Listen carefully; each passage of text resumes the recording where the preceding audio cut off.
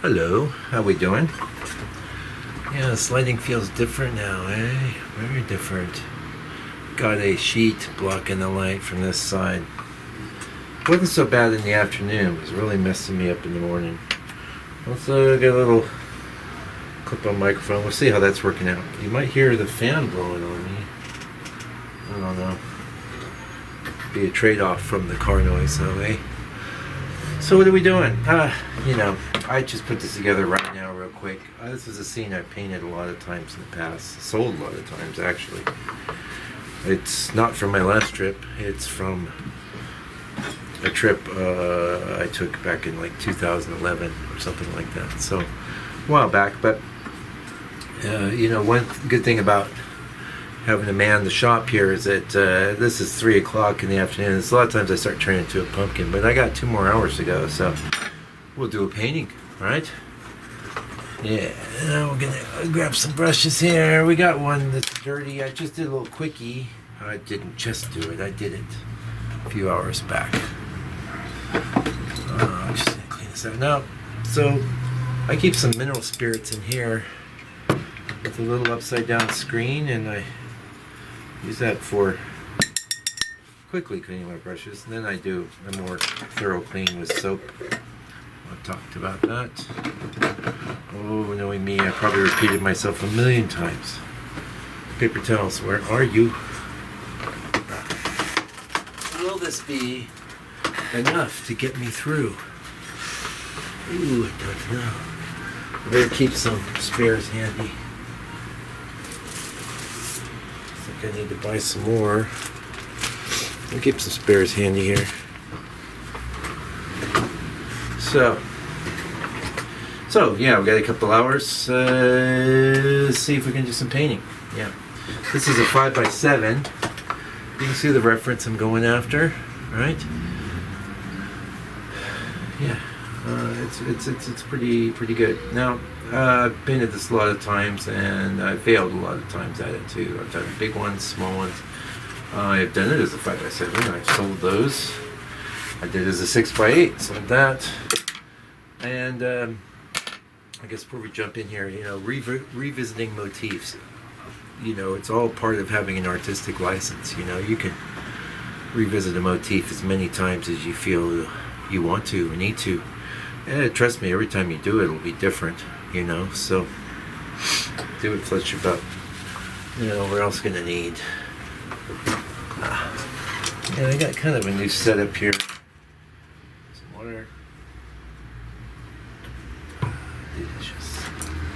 This is a Zero from DOS. Super cheapy brush. And we're just gonna do some drawing. Limited palette today. Why? Just still not tired of it. Still not tired of it. Lead white, yellow ochre. That's Taylor Rowney, Georgian brand. That's a little dot of transparent earth yellow. I thought I'd have it on there. Why not?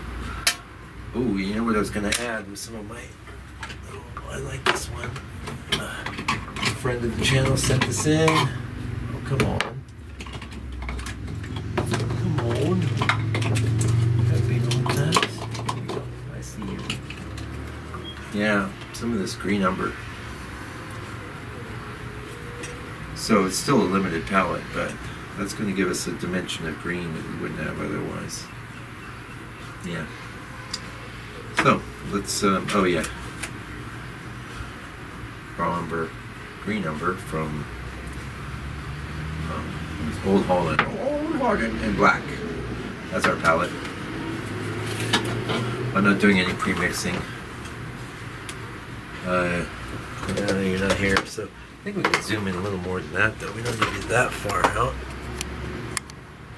Zoom in so you can kind of see the reference. How's that? Nice. This is my new setup, new desk. I bought this desk with donations to the channel. It's really, it's a reasonably priced desk, but what I like is it barely moves when you shake. This last desk I had, I couldn't take it. So I'm going to be, as always, I start with a little medium. This medium's getting thickish, but we'll see. A little medium in the brush. too much, wipe it off. You want it all sploogey, you know, sploogey, okay. And it's going to be our basic drawing color, and I will actually wipe it down. So what I like to do in something like this, first thing I like to do is find my, now I'm not drawing a line around this like I do sometimes, because it's a 5x7, so I do just have to keep in mind that nothing interesting too close to where the frame rabbit would be. The board, by the way, is a pine board. It's actually the back of the board that's been primed with a dark color. I could use either side of the board at this point, but I don't feel like painting them darks. I did one last week, you saw. We'll be finishing that up too. As usual, I like to just get my bearings real light. Why? Because it really bothers me when painters do paintings and these big lines in the back are crooked. It bothers the heck out of me. So, and as I do sometimes, I take off my glasses just to help get my bearings. So we got a path.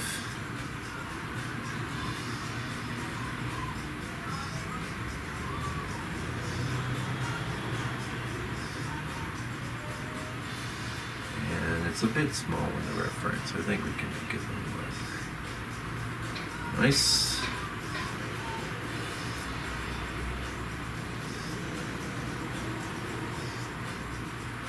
In a case like this, where it's going to be a limited palette, you know, a lot of the drawing is in the drawing stage is going to make it to the final painting, because we're not introducing a lot of other colors.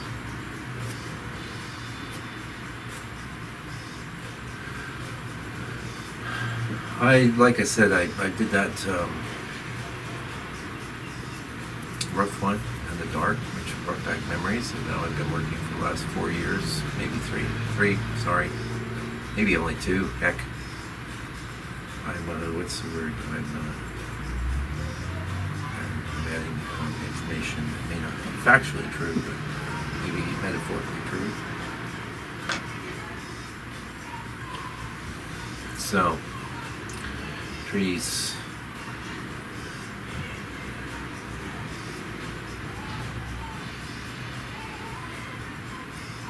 Negative shapes.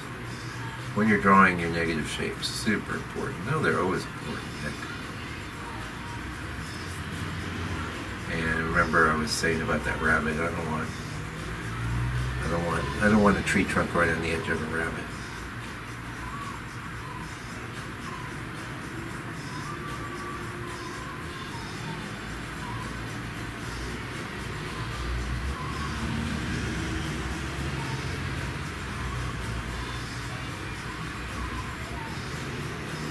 Hopefully you're not hearing that music from our retail store.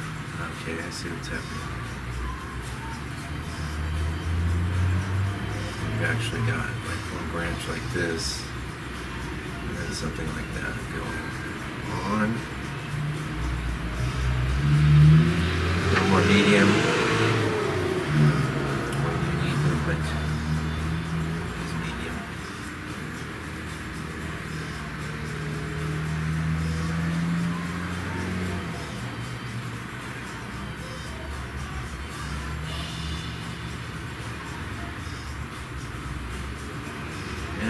Liking that so far, not so bad. As we're doing this, I'll talk about some of the places where I failed in the past.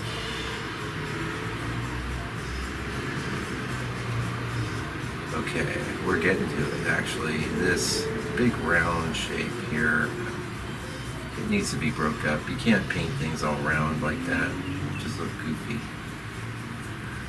Learn that lesson the hard way. Hopefully I won't just forgive. Even, what's really crazy is knowing that you could do that and then doing it anyway. I've been there. I might even be there today. I will try and share this no matter what, though. So if I fail, we'll fail together.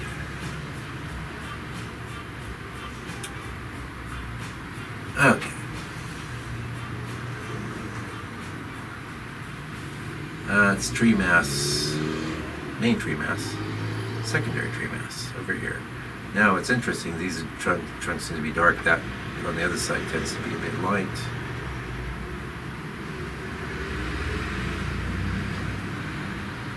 And a bit complex with those two trees. I think I'm going to get rid of the tree behind. And this branch coming off here, sure, why not?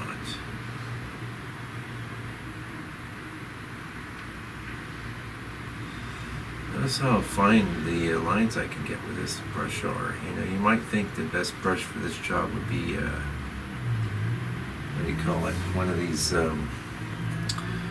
pointy brush. Don't let me overwhelm you with all my technical know-how. You know, a round, even like a watercolor type brush, you might be thinking.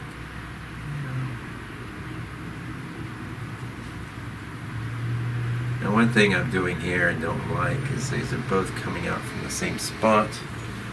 I don't like to do, I do that all the time, but I think I'm gonna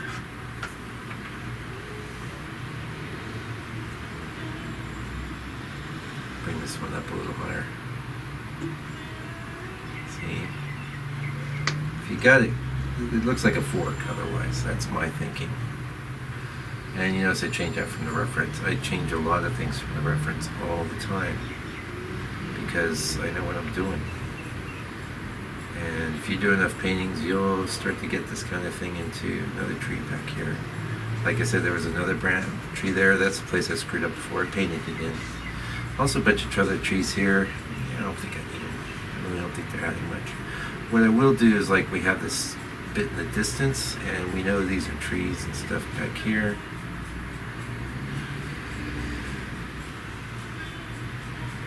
Now this gets into another place I failed before, and I've already adjusted in my reference, but this ridge of trees in the back was actually quite dark in the reference. I made it the original reference, I made it much lighter and knocked it back there.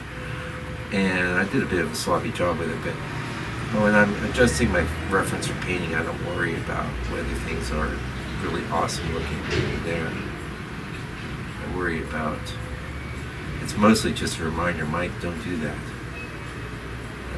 Tree masses. This is dark. And so this is not my darkest dark. Really fun to draw with good old raw umber.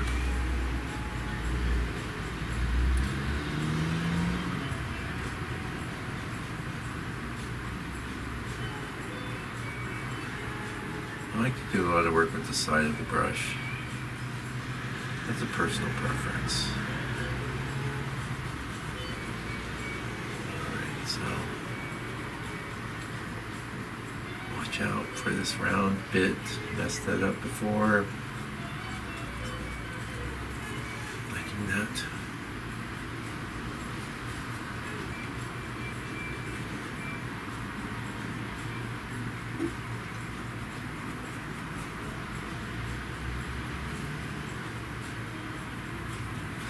Now, a lot of these shadow things are boring, so I'm sort of installing my own sort of directions to some of the shadows.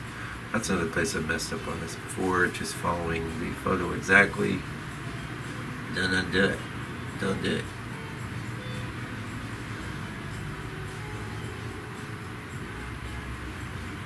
I'm not going to get too crazy here. I plan on bringing some black there. You can see it's nice, good range of color you get from the raw umber. Beautiful, beautiful color. It wasn't really part of my palette for the first maybe 6 years of my painting career. That's a little darker up there than I want. So all of the lightness I'm getting with medium. I'm not adding any other colors.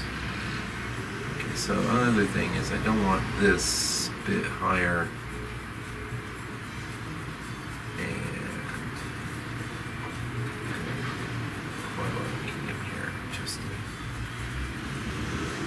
Some of those.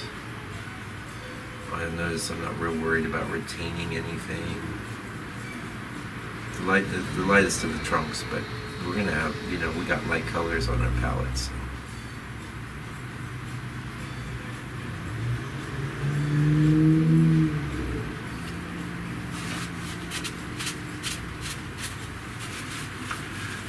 like that. I like that because it's helping me see things. Mostly I don't want that all round. I want to broke it up. So if you have round tree shapes, this I'm regretting that how high I've done that. I won't be able to completely erase it, but you can't erase it all. It's paint.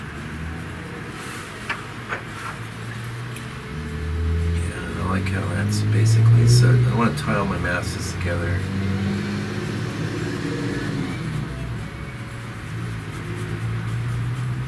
Some tree holes there. Oh my god.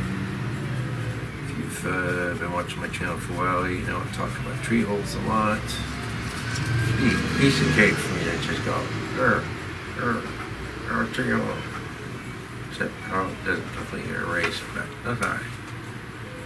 I got lots of opportunities to worry about those tree holes. So with your trees, you always want to find appealing shapes. If they're already in your reference, great. If they're not, make them appealing. You don't have to, in fact, I don't recommend cleaving to your reference too tightly. Nice. Sometimes I'll hold off on things, keep things in reserve, only to fill them up anyway. Yeah, I'm enjoying all this. Nice.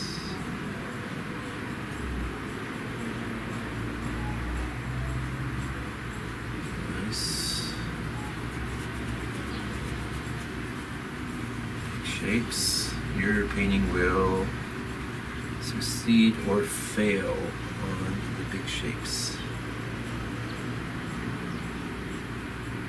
Okay, a little ridge in the back there. Don't keep pinchy little details in your work. Just get rid of them. Make it all big and simple. I've been studying Vermeer in my part-time, of which I don't have very much, but someone was asking me, why is Vermeer a master? And I'm like, look how simple everything is compared to other people that were painting at the time. He would imply the detail, where they would actually paint it all. When you look at his painting, you don't think this is missing details. You don't think that at all. So, big shapes. Nice. Like it. Now, one of the things I did in my reference was this was all very light. This is another place I would screw up. In the past, I just painted like the reference. Here, I've made this purposefully much darker so that it's all lumped up with the trees. Source. I like that. Now, and I like this. I'm going to have a little ridge of highlight back there. Coming in with just, this is just oil. Well, look how dark it is. See? There's a little pigment in the brush. It's actually not going to give me that much more of a different value anyway. It's okay. Because I want the ground and the trees to be together. I want them to be happy together.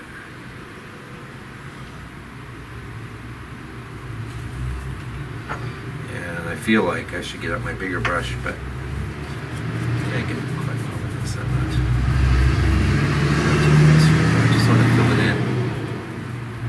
Get a bit of a roadmap. It's looking pretty. I'm pretty happy.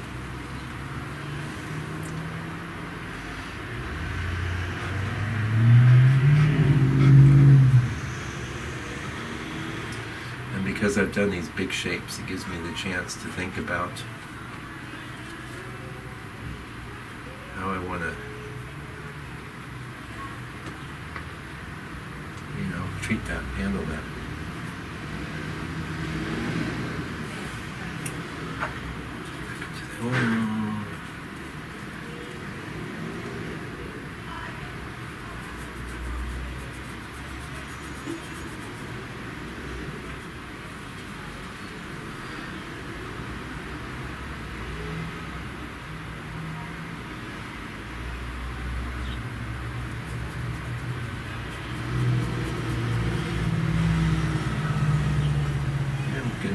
I'm gonna be. Alright, pause. I'm gonna zoom in. use the excuse of the, you get a sense of what I'm up to, what I'm doing. And I'm gonna put my glasses back on too. Took me up.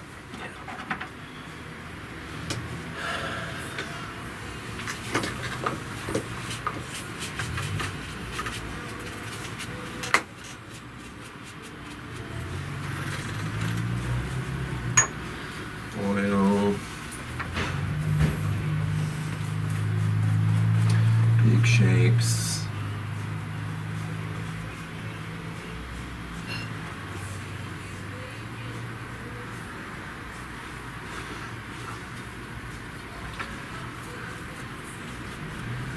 Oh yeah, so that phone call was the, I've been trying to find point of sale solutions for my little business here.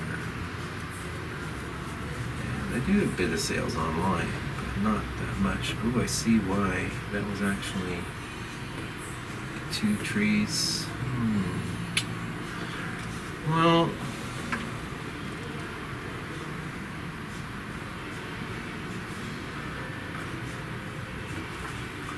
pretty easy. Easy to just go like this.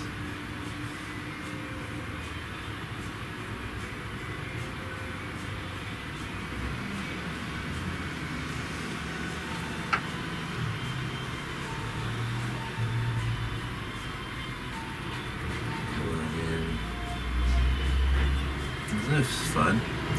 Now this pine, you know, you get these lines and stuff. It won't matter. I'm going to be putting a lot more. Bring it down quite a bit. It's like a split trunk, yeah.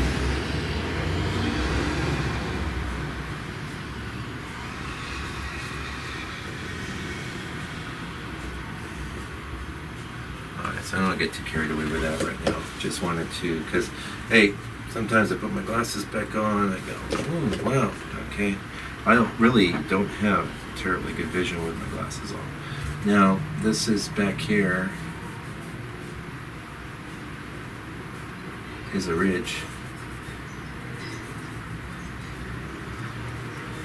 I think a little smaller, a little more distant. And then we're going out, and then here actually taper like that.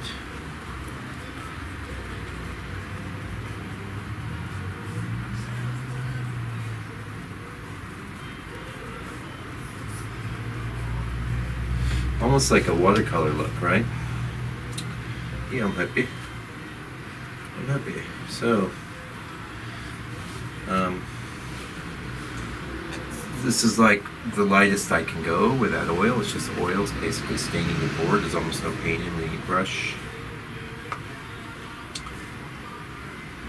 So next step, as you know, part of me thinking, oh, why not just break out the black? But I think what I'm going to do instead is go in with a stronger bit of the just raw umber. And I'm wondering too, maybe just to go ahead and jumping into some of this green umber too. Maybe even that, making that kind of my darkest. Touch of black. So I'm going to hold off on the blackest of the blacks, but yeah, that's nice. That's cool. I like how that green umber adds a bit of a dimension. A little bit of phthalo in it. Must be a tiny amount of phthalo too. Phthalo is such a powerful color.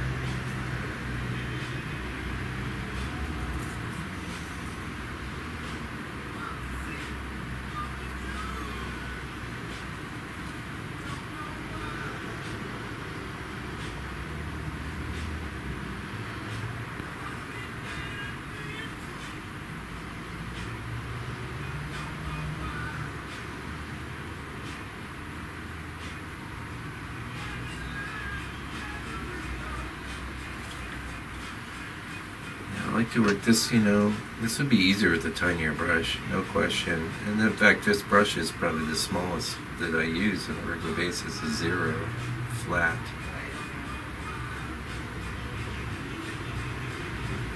Like that. Now in the reference, there's like a whole nother skinny tree. I think what I'm going to do is something like this instead. And are you ready for me to repeat myself? Always deviate from the reference. If you're thinking, you should be thinking. You should be designing. Don't be the robot that makes paintings from photos.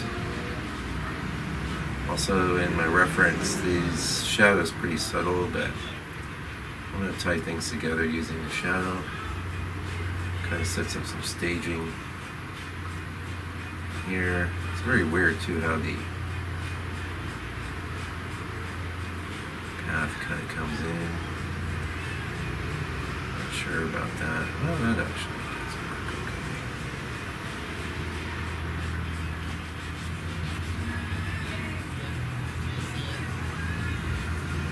Like that.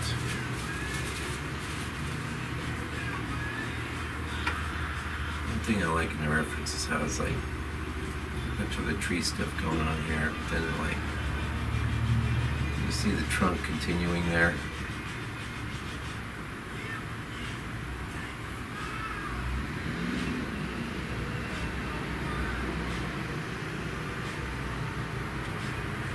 And now we get a bit of darker color. Bite out a little bit.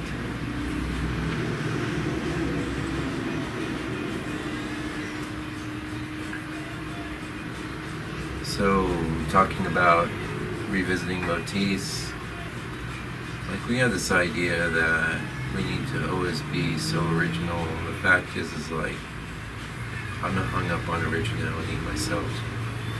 I figure the originality comes as a necessary byproduct of just being an individual and trying to do a good job. Don't worry too much about trying to reinvent things, because it's all been done.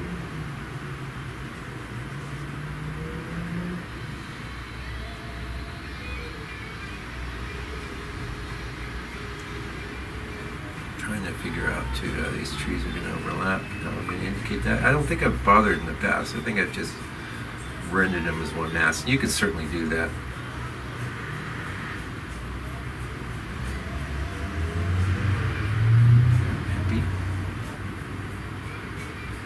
I'm really enjoying this smooth. So, yeah, not a lot going on here. Just a dot of black, just because I am working in the darker tones. You can see when I actually pop real black on there, it'll be pretty significant. And then here I'm deciding that I don't want these. So one way I can differentiate these is to have things stronger and darker here.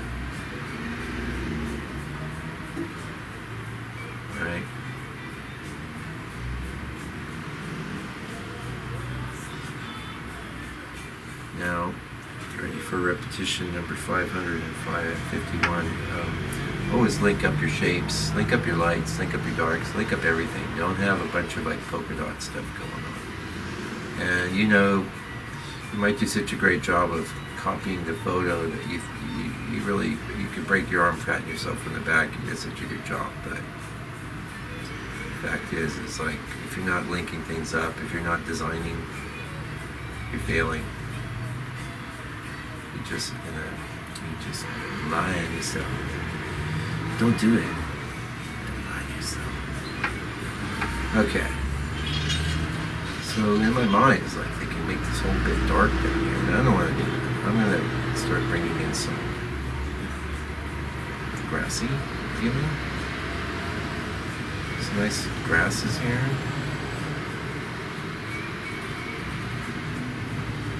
I'm happy. Yeah. Not a lot of detail. Don't put a lot of detail in your corners. Don't put a lot of detail in your edges of your painting. In fact, just don't put a lot of detail anywhere. How about that? Yeah, I'm happy. Happy. Nice.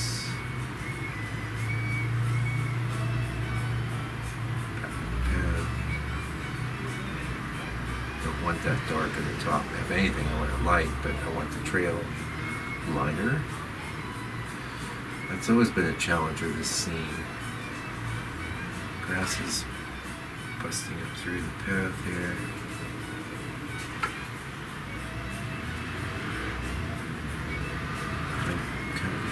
Too much paint on the brush. Gonna go into the medium. I do want this dark. Too much medium. Now I haven't decided whether I'm gonna it's too much medium to get that oily, floaty feeling. You don't want that. And your grass, we want to link things. We want to create shapes. Not overt shapes to catch your eye, though. Back into the raw umber, back into the green umber. Touch of the black. Ooh, didn't I say? I forgot. I don't want to go quite as dark there, so we'll skip the black.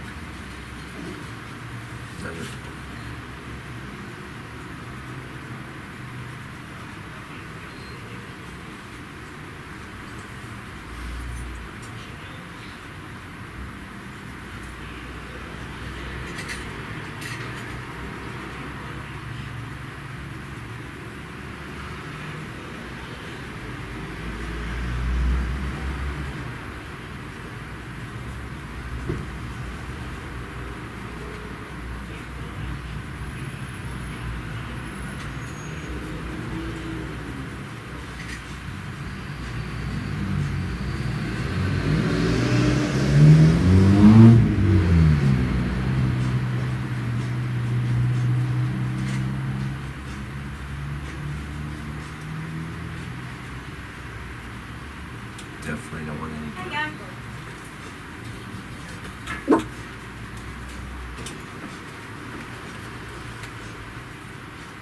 Definitely don't want any dark here.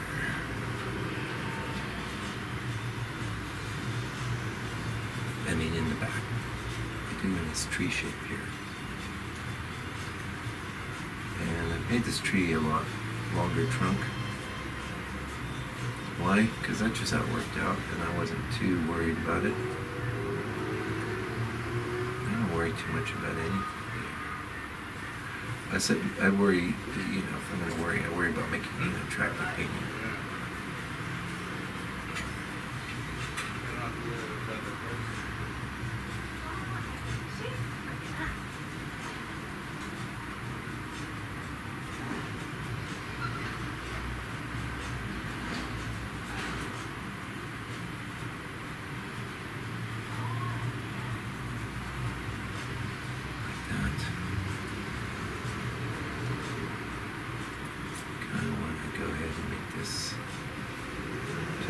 Kind of clear where that tree is going over the back there.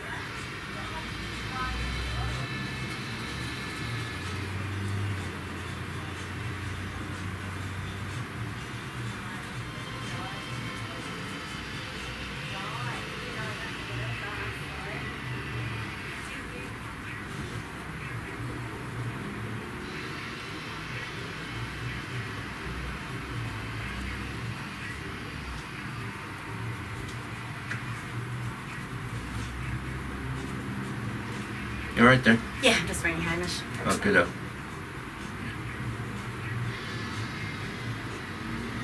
Hi, babe. The little ship lantern light that's hanging up, the 151.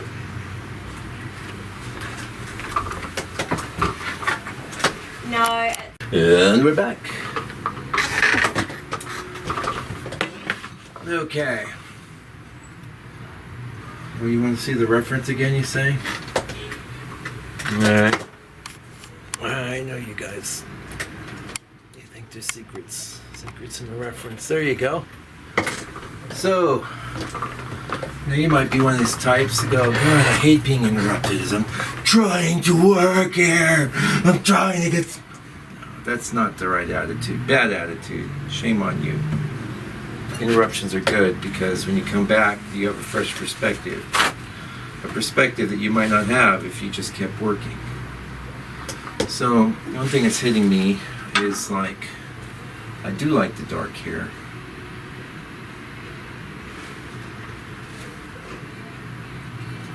I do like the dark here.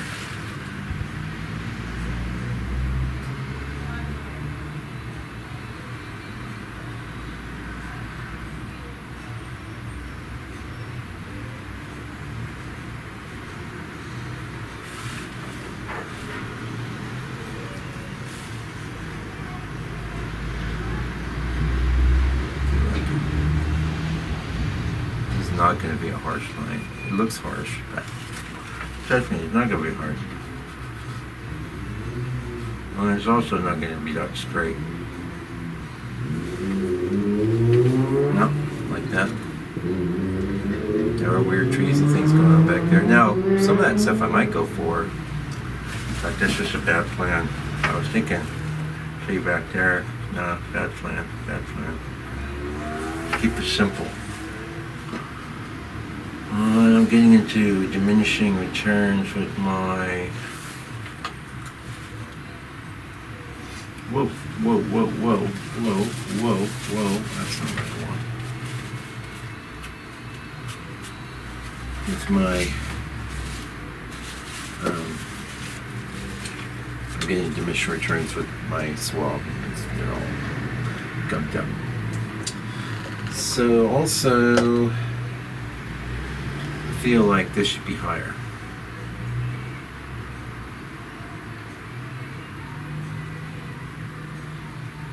So you're painting, you're editing, you're painting, you're editing. This is a drawing stage. Pretty happy. One thing I'm not that thrilled with, though, I don't think I should be going anywhere near this dark back here. And I will just link here. Swap. Swap.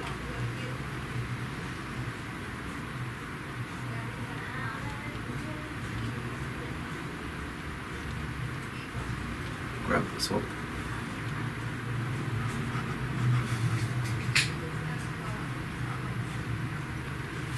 Okay.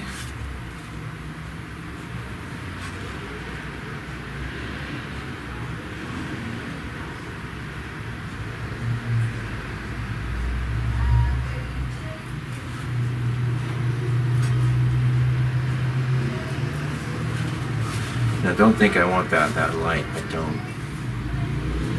Wipe off the brush. There might be just way too much dark in the brush to pull off my back. But I want the values. I do want that back there pretty light. I do want the sky quite light. As a matter of fact, you know, I like to do some drawing in this. This is still a drawing. As far as I'm concerned, it's still a drawing.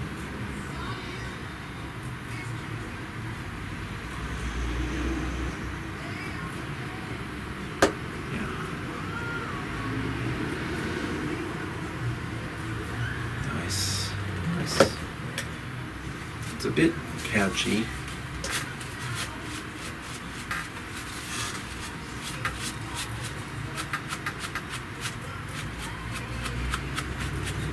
You don't want polka dots, you don't want patchiness, you want things unified. Better off with these simple shapes.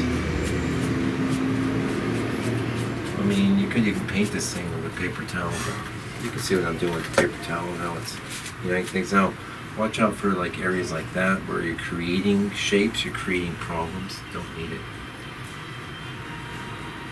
Bring things together. You'd be surprised you could just add one or two things to that and have a nice, you know, little distinct difference. I'm really liking this now, and these trunks are shortened up a bit. Yeah, okay, and lastly, just grab a cream brush. not showing you a lot of palette action here, but everything I've done has been with mostly raw umber and a small, tiny amount of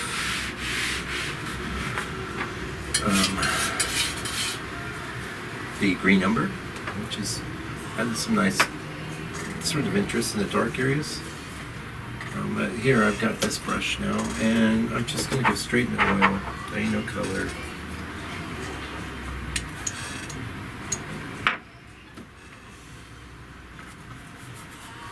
And just kind of,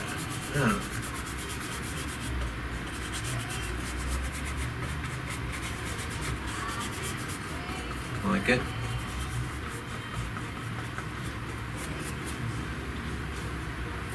Need some more oil. I noticed the oil's thickening up a little.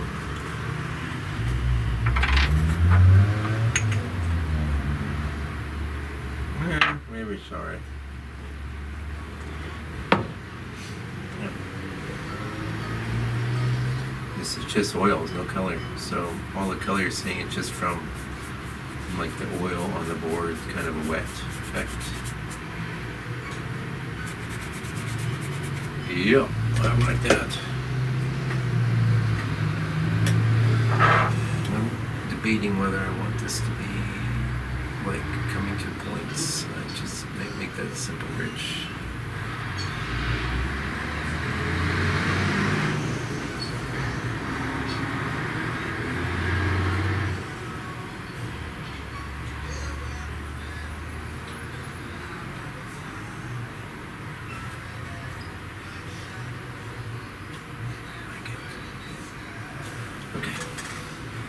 What's next? You're saying, what's next?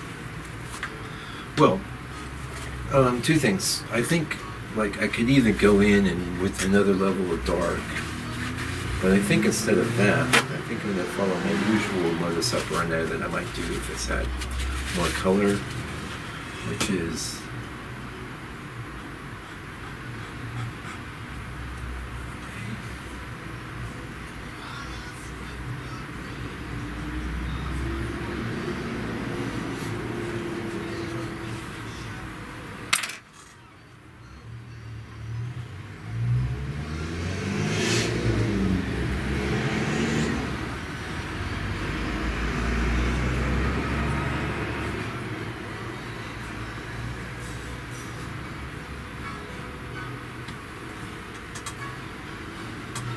it.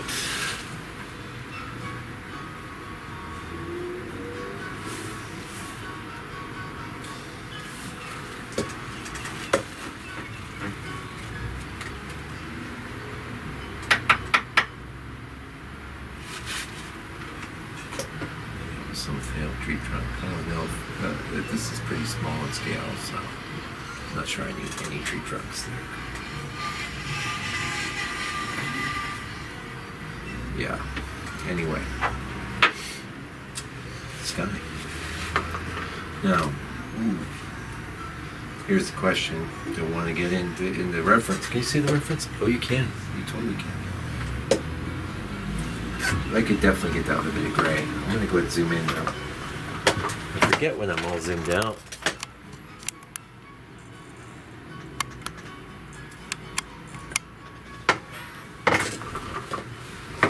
Forget, and I'm going to use my 4. I'm going to make a gray, but I want it informed by the raw umber. So raw umber, black, and then white. See what I mean? It's not like it's been shifted by the umber.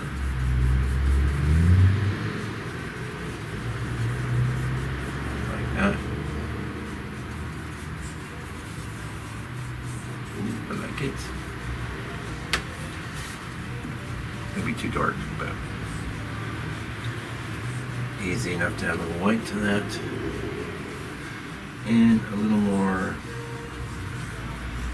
umber.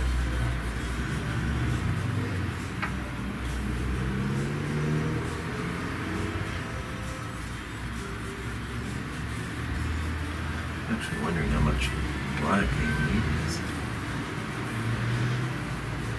We need some ochre in this. It's not working out. So you're wondering where I am at lost. So how do I know it's not working out? Because I tried a dot on the actual painting. Yeah, like that better. And don't worry too much about that sort of thing. You know, it tells a story.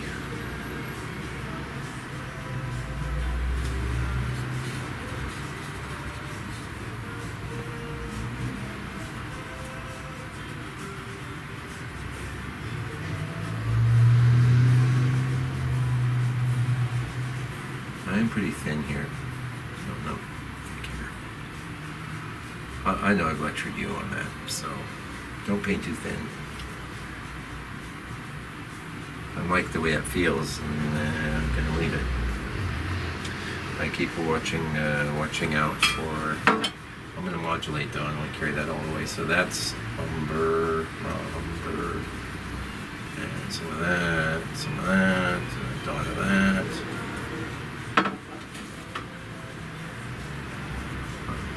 Match more umber because I want to modulate, don't you?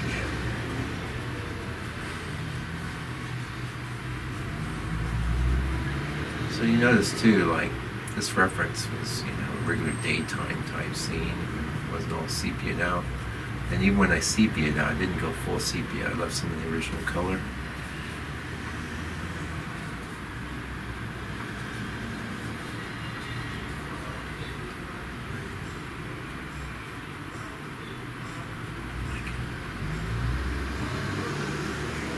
Watching out for that dome round thing, which, I think I mentioned in a post recently, how you can be aware of something and not be able to stop yourself. I mean, that was that painting I did, and really a lot of great things about that painting, but every time I look at that larger version I've done in the scene, I see that round.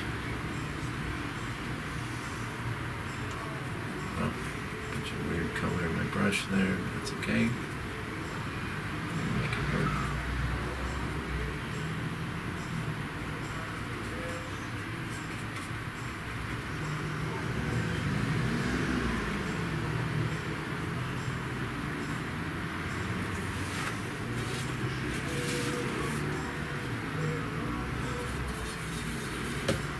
Yes.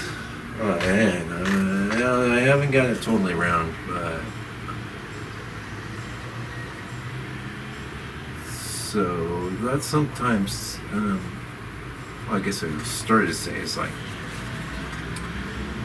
would have been good to break up that round bit before I even started painting, since I knew it was going to be an issue.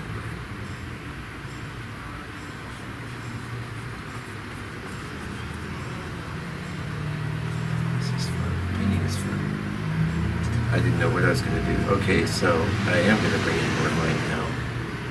So I want more light as I'm going down into the bottom of the sky. Got to, you want to see? I want to see. Ochre, umber, white.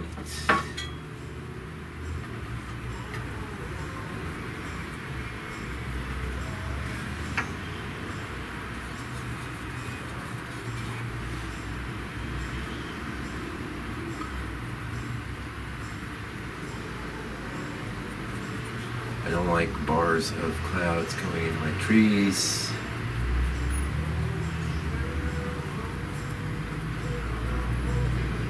A lot of techniques I'm doing here. I'd be doing a different thing on that texture board.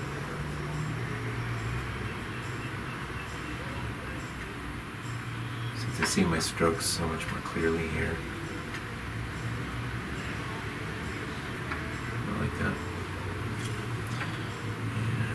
Down here to base of the sky. Probably going to be maybe the lightest bit because I don't like these areas here. They qualify as sort of like tree holes. Also, I don't know if you remember when I had the reference up, but look how very few tree holes I've actually put in. I don't care about that branch coming in there. No more raw umber.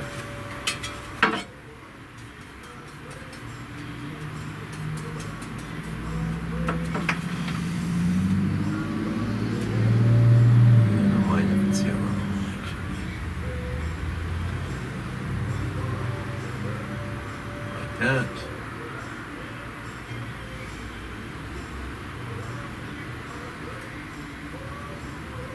Okay, I don't want to get too much of that because what's next is some of the darker clouds. And they're not going to be super darker when I say darker, not.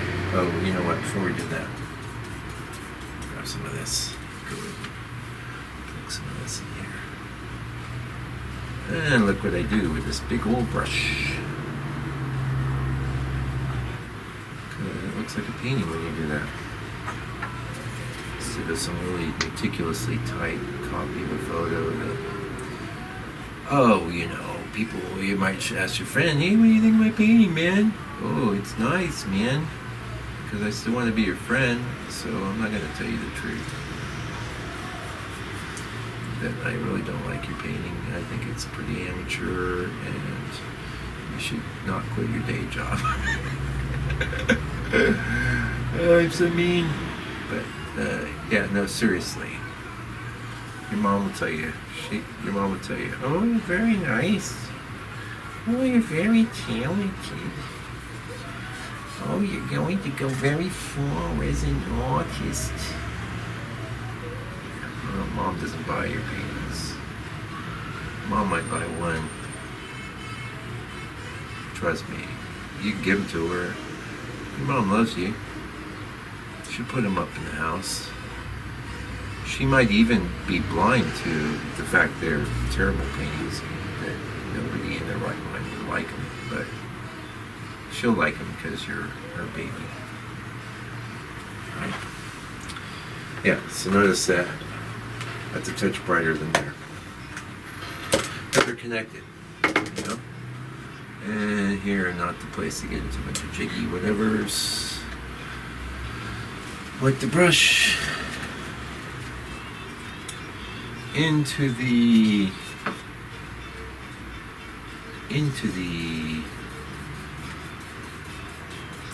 umber and the black, because I don't want a lot of color there. I don't want it this dark either. Don't worry. That's too dark. I don't want it that dark.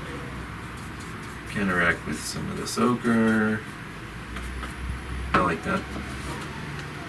I have a limited palette here, or I'd be tempted to throw some alizarin crimson in there or something.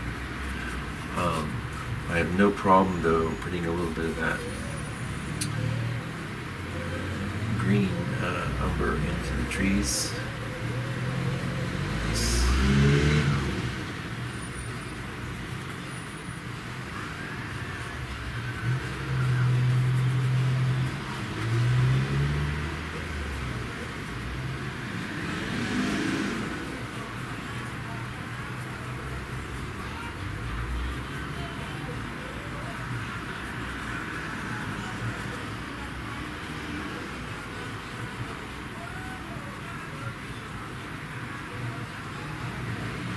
This is the darkest bit.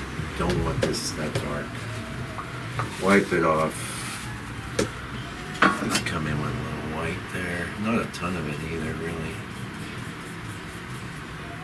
Maybe you remember the last demo I did where I was showing the... well, I had both the titanium and the...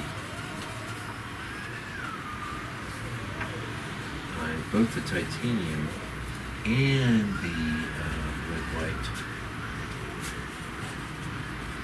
on my canvas.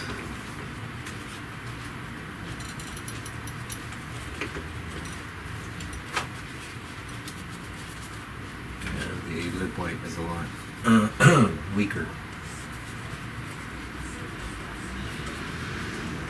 which is a kind of an advantage if you ask me, because titanium white is very opaque.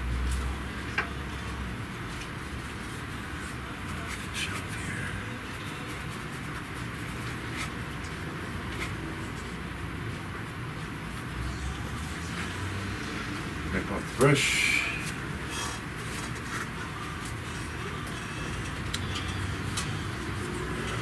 We've lost some bits there. I want to get them back. And so we're going to grab some lead white. Yellow ochre. That's going to be too much. A little black.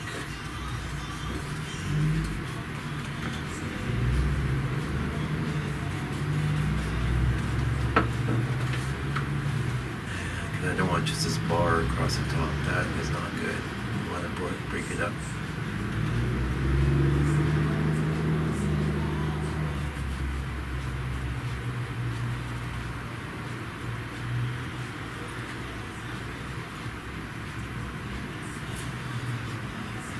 This. A little bit more.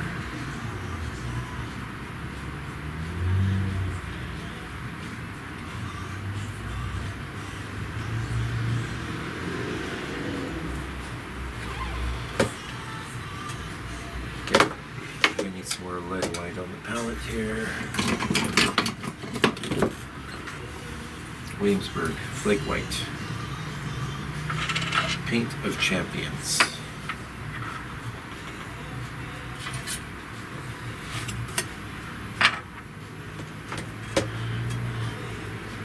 Okay, what do we got? We got an hour. A little bit more here. More yellow. This is a bit long. It is in the reference too, but we just want a little modulation going on there.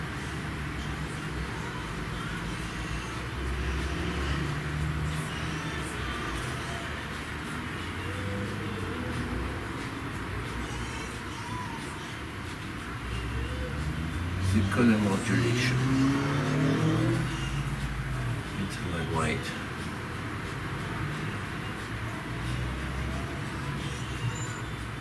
We don't want round trees. Nobody wants that.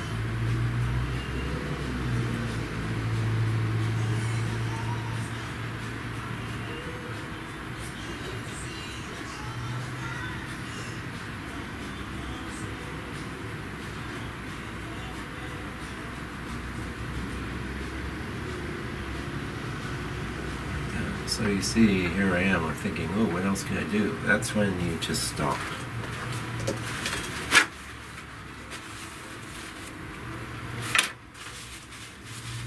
That's when the pro stops anyway.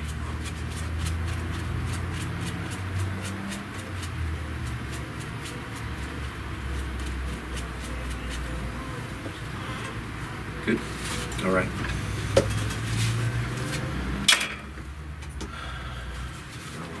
Clean it up on the palette here.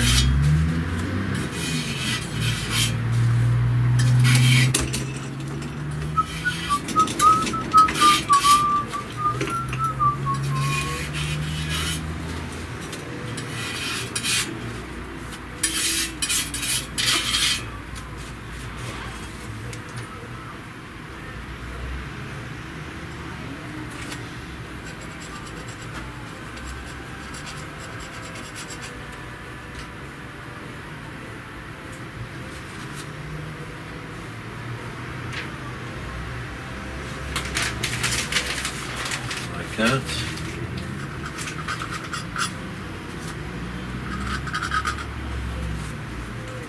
I like it.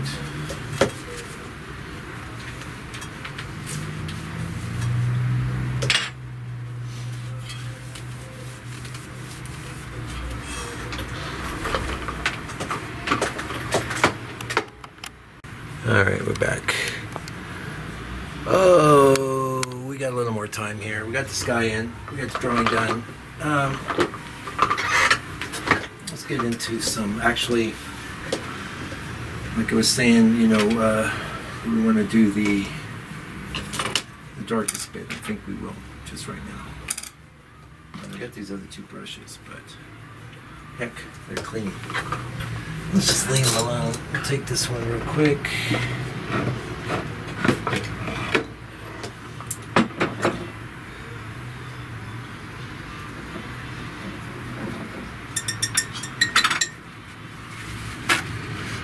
This is fun, real quick, and we're gonna do some darks, and that'll be good because I got like 15 minutes here.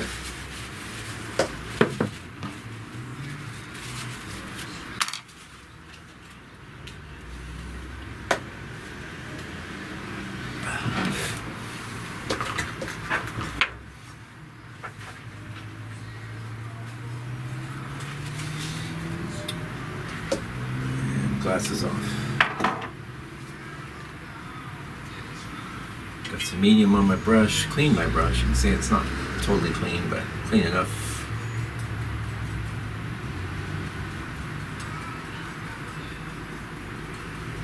Just trying to find a nice consistency. Something that'll glide.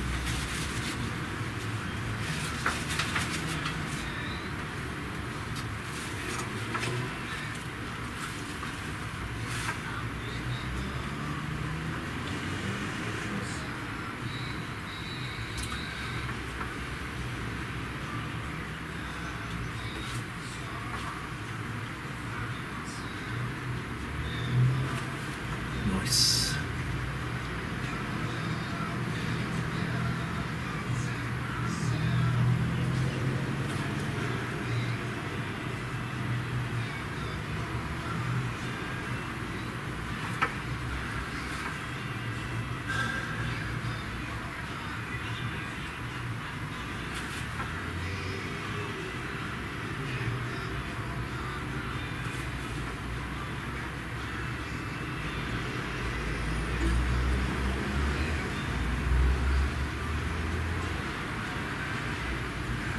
Just gonna sit in the darkest bits, and then this will be a great little bed for us to come tomorrow and finish it up.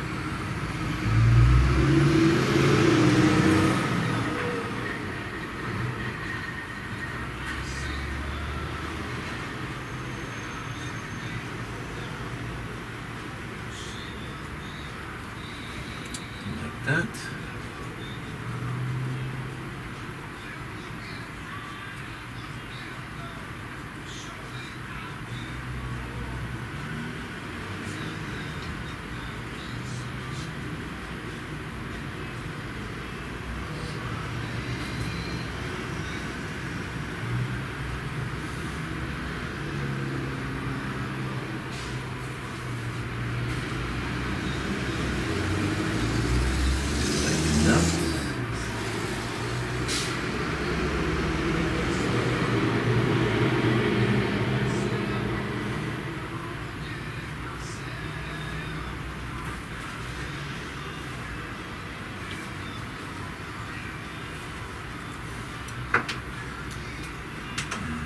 Out there.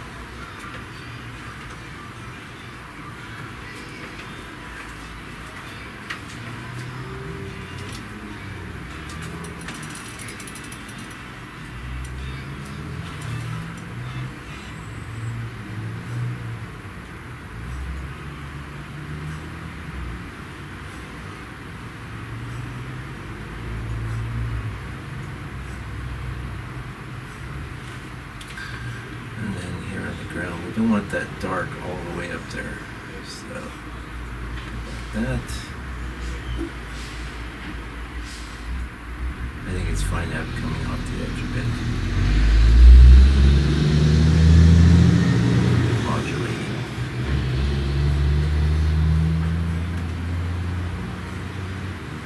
And remember what I talked about here, we're not going to bring in any black over there.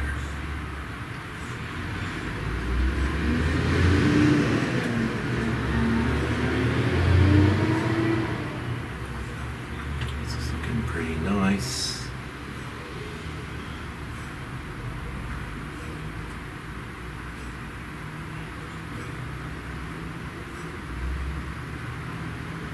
Really nice. I'm real tempted to bring it in there because it's in there in the photo, but nope. Nope.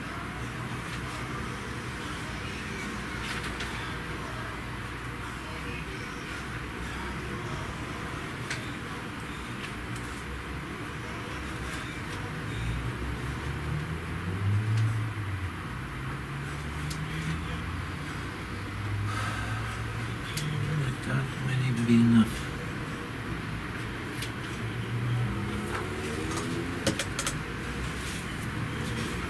Let's have a look.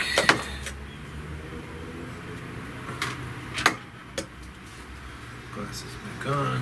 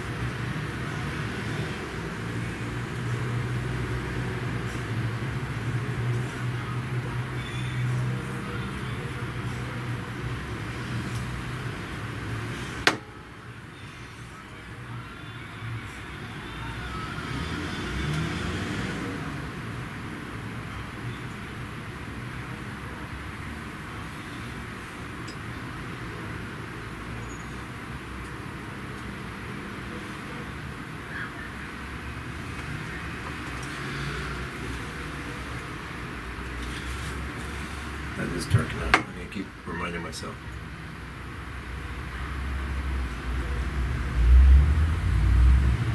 Alright, I think we'll leave it there for the day. Clean our brushes up.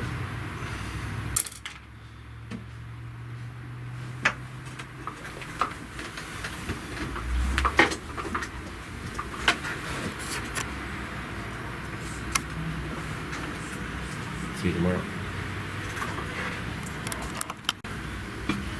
Hey, here we are, back again.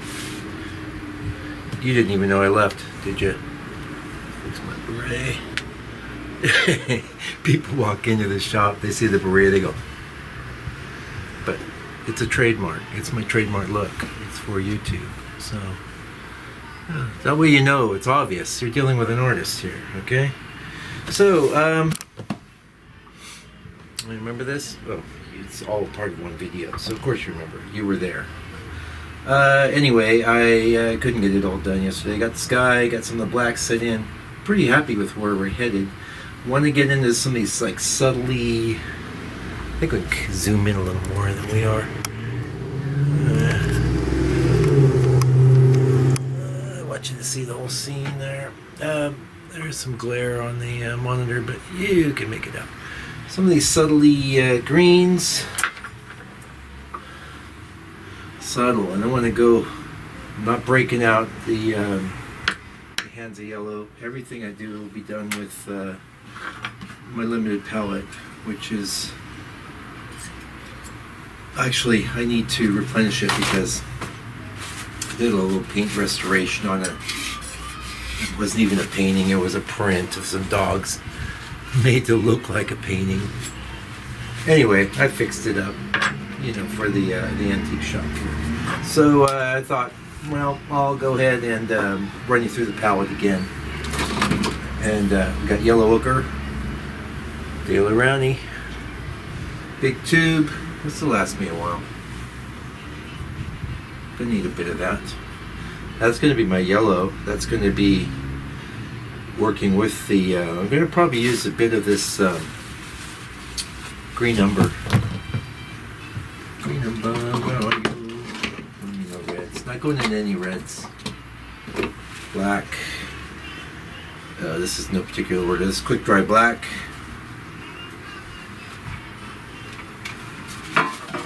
There. Give me a good chunk of that. So a lot of times, I mean, you guys have seen my big palette. A lot of times for this limited stuff, I like to just use my mini palette because I don't need all those other colors. Just leave them in the fridge. So I'm gonna move that over because I may not even use this. It's just like if I mix white with that, I'll get the yellow ochre tone.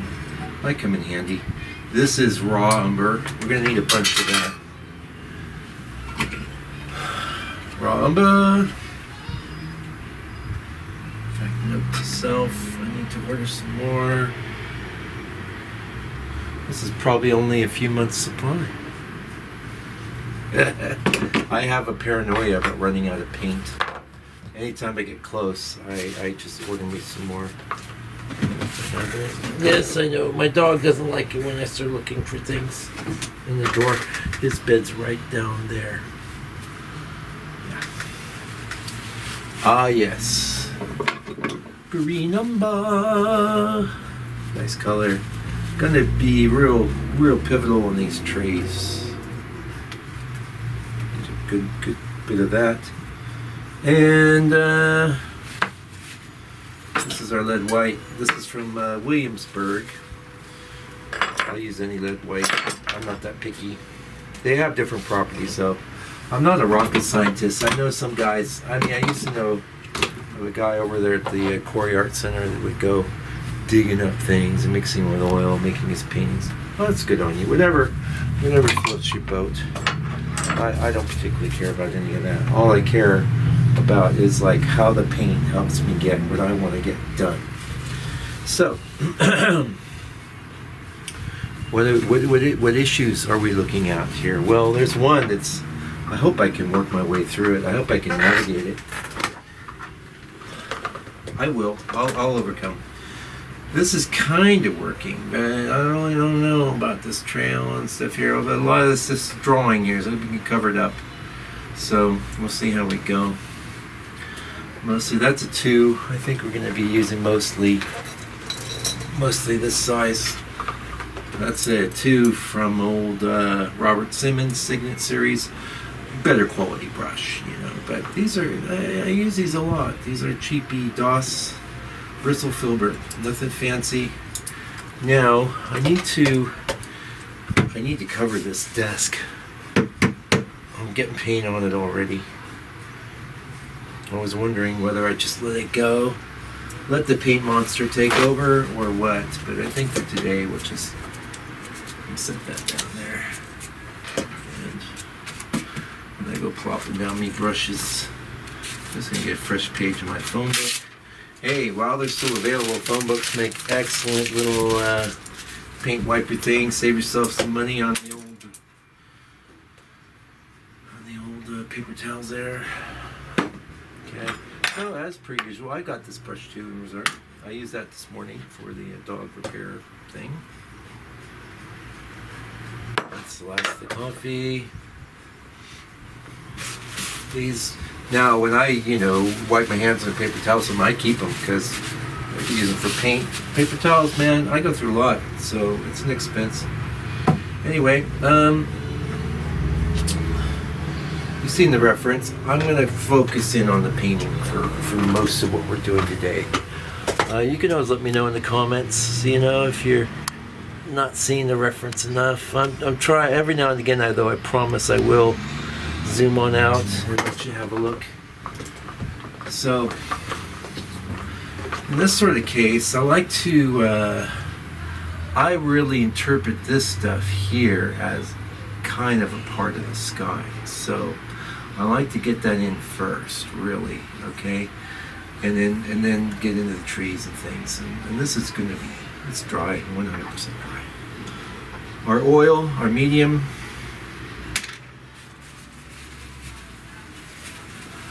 Our medium is Archival Oils brand. Odorlessly. You guys can advertise on this channel. You're probably not even thinking, oh, YouTube advertising. We could sell so much more medium if we advertise on old Mike's channel. Hopefully you're hearing me loud and clear. This is the new microphone. I forgot to take my camera home with me last night, so I hope it's getting loud and clear, not too loud. Hopefully I'm not too loud. We'll see where we go. So I'm going to go into this. So what I'm looking for is some green action, but I want it kind of muted. I'm going to get some medium in the brush. I'm going to set up a kind of a gray thing first, I think.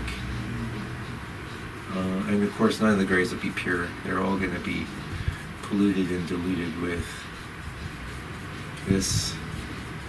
And our little friend, the green umber, is going to bring in a nice greenish cast. See, look at that. Really handy. Especially since I'm still like in limited palette mode. I mean, I went on vacation, and now there are going to be 2 tones in this area. Sort of a shadow tone, which won't be that dark, and a lighter tone. And I'm going to get the shadow with ochre. Not too dark. I really don't, because if it's too dark, it won't seem like it's in the background. That's not dark enough. I'm going to bring in a dot of black. You can just visualize that. Dot of black. More medium. More medium for more movement.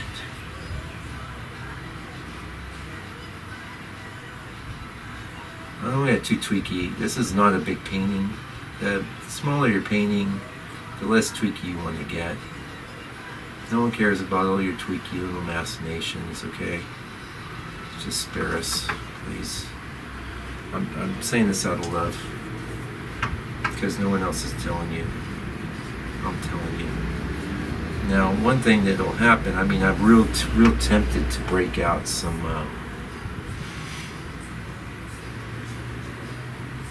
burnt sienna, but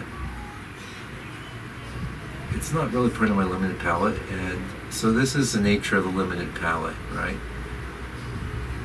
It's limited. I can go more into, so in essence my red will functionally be this tone, which is hardly red at all, but it's more red than the green number. Build up on my brush there.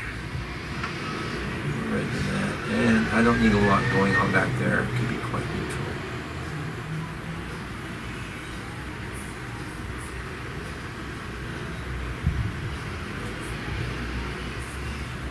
We definitely want things linked. It's not a good place to make big color differentiations. Now the nice thing is, because this is dry, I'm going to just paint right over. So spending a lot of time making around with that, see? Making around. Is that a derogatory term towards people of Irish descent? Because, you know, I'm part Irish. So I could probably use it. I could probably get away with it.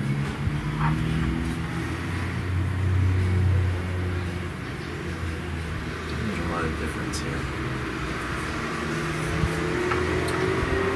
Alright, so that's kind of got the base of what's happening. Gonna get into some. Gonna get into some of this. So this mix is the two ochres, but I'm bringing in the raw umber. And I need more light. Raw umber. And it's not going to look much different from the color in the trees, but like you probably noticed when I turn this on, it's like, well, it looks pretty good just the way it is, Mike. I mean, sure you want to do anything else in that, buddy? I'm probably thinking that. Yes, I do. I do want to do more. I know what I'm doing. How dare you question that? No, I'm kidding. I'm kidding. Man, I'm wondering about that red. I'm going to do it. I don't care. I'm just going to have a dot of it. Oh, where is it? I mean, it could make it get orange, but I'd probably use this. I really got this too because I don't love it as much as the. It's transparent red oxide, but I like the gambling.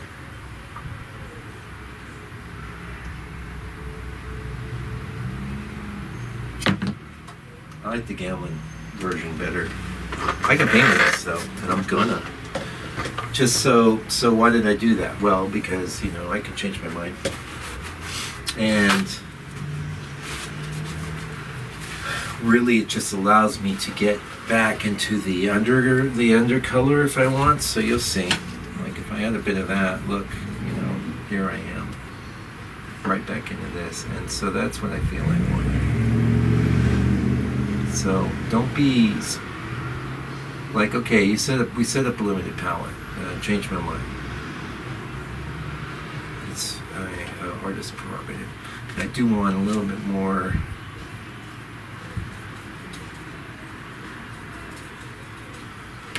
A little more fade lightning as we go into this back ridge. Although, in the reference, if you recall, it almost disappears. I also don't want going with a touch of white here, folks. I don't want a hard edge there. Kind of vague. I like that word, vague. Vague is good for me.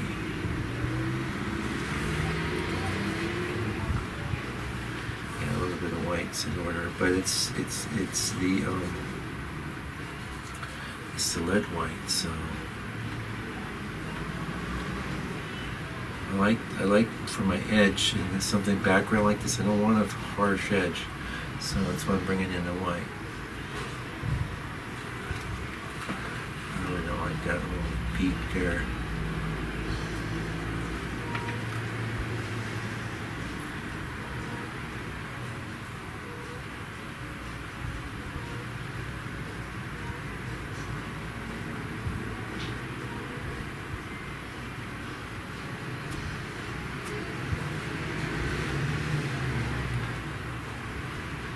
said, that's dry. Bone dry.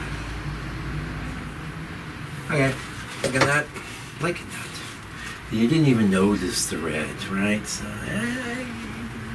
don't get on my case. Also, one of the reasons for maybe getting into the burnt sienna tone, in fact, they're just calling it burnt sienna. It ain't.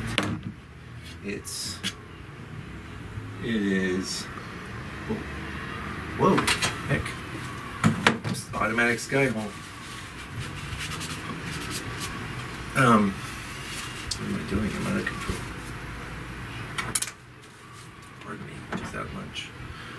It is red iron oxide, PR101, transparent. And this is the thing, like, that's the same as the Gamblin.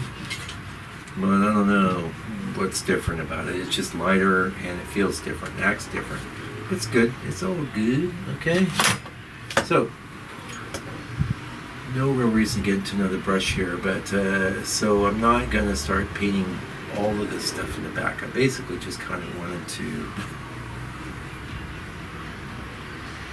get that ridge in there. I want it very subtle. In the reference, there's a definite edge, but like I said a million times on this channel, reference, schmeference? Actually, I think that's the first time I said that. The first time I said reference, but maybe it won't be the last. Who cares what the reference like? It doesn't matter. The reference is just grist for the mill. So a little more blacks in here.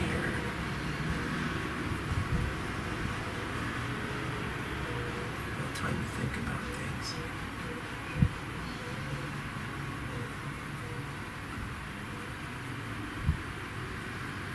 Not that I laid awake at night worrying about this painting. It's just painting number 1001. Now, talking about this, I have been thinking about that. And in the reference, like, it kind of comes down a little.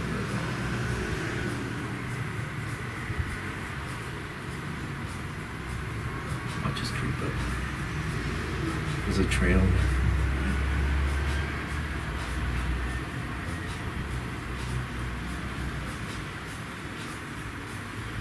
Noise. No black here, remember? To me, it was yesterday. To you, it'll be, half hour ago, 15 minutes ago, where I talked about how I'm not going to use any black on that tree because I want that tree back behind.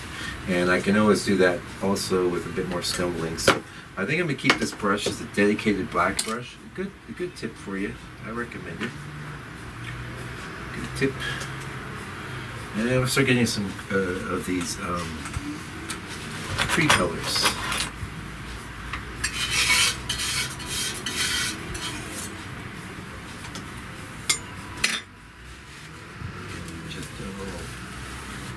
Just a little palette cleanup. I like to do that kind of thing when, like, I basically completed a part of the painting. This is the back bits of the painting. Ain't nothing on this brush, by the way. Yeah, that's the second time I erased that. Okay, one settle. So, actually, I got blacks in there, I got darks in there, they're dry. I will look at this, but I won't spend a lot of time replying. I'm sorry, I noticed I did that in one video.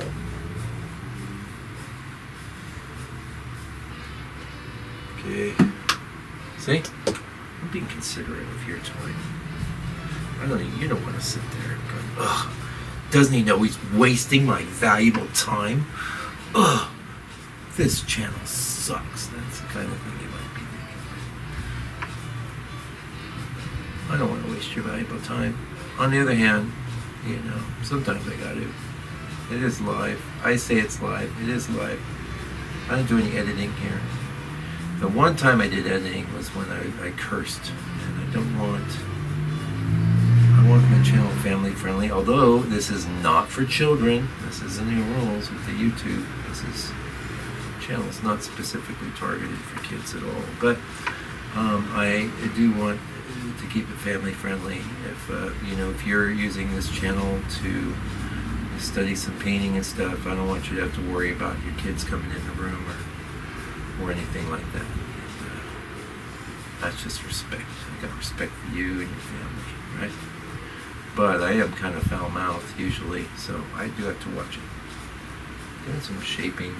So I had black in there. I want a little more white because I don't want to plant this dark on top of what I'm going to be doing. That's why. So if I think I might need a little more, now's the time really to do it. And I'm not doing it there, like I said.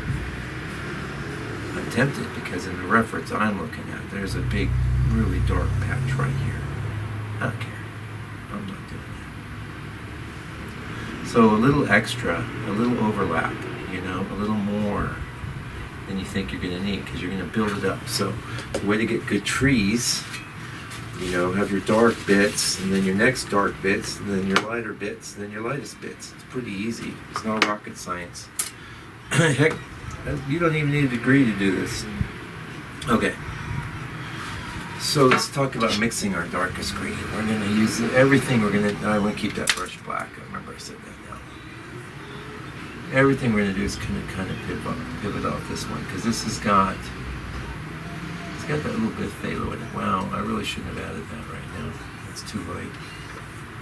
Wipe off my brush. I don't like that knife. Not for this work. I will get into that, but not right now. I'm almost, in fact, I'm going to go into some medium, one bit off of my phone book, and just get into some of this. Now, I feel like, if anything, a little more black. And I got it on the palette. It's a little touch of that red. Why not? Why am I doing that? Just to get a little complexity into things.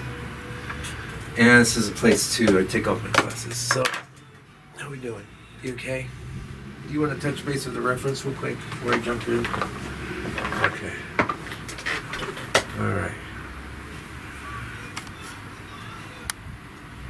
See where we're at? Looking good, hey? Yeah, got that back bit in. Yeah, doing my thing. This isn't going to take long. I hope. Anyway, zoom back in. These videos sure look better when we're zoomed in, I think. I am sharing my reference with you, and hopefully you saw from the reference there, these tree shapes remind you of what's going on in the reference, but they're not exactly the same. I don't really particularly care. I'm working over the top of the black. It's okay to have bits of that reddish. And actually that looks reddish, but that was all just raw umber. Acrylic though, acrylic. I do my board prep with acrylic. It's totally fine to put oil over acrylic. Do not try and do the opposite. I've seen paintings where that was done and they crack really bad. And the sad thing is the painting I saw done like that was a very good painting done by an artist that was usually a potter. So especially a shame because it's not like she had a ton of great paintings to her name. Just suck in some of that. Less as we get up here. Darker on the bottom. Darker on the bottom. Here, E. Yeah. So we are going to get a little black, but whereas here I was using just straight up black, nothing else contaminating my brush. If you have anything else in your brush mixed with black, it won't give you a solid black. See? Like if you look at this on the palette, it looks like, well, that's super dark, Mike. It's like, yeah. I keep throwing black into this for days and it would still just not feel. It's about the right value, but I'm moving into some little more black in there. And now my brush is getting all gunked up, so time to clear that off. Yeah, like that.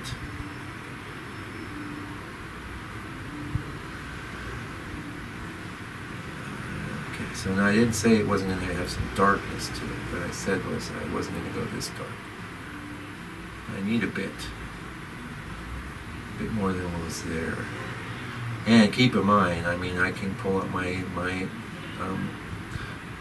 scumble weapons if I need to. So there will be a place that is looking a little bent and wonky. There'll be a place for just doing some quick swipes of strokes. So yeah, we are losing a bit of cool stuff here, but we're going to plop some other stuff on top. Down here, one of the reasons I decided to bring in the red was I'm going to kind of tilt things more red in the ground.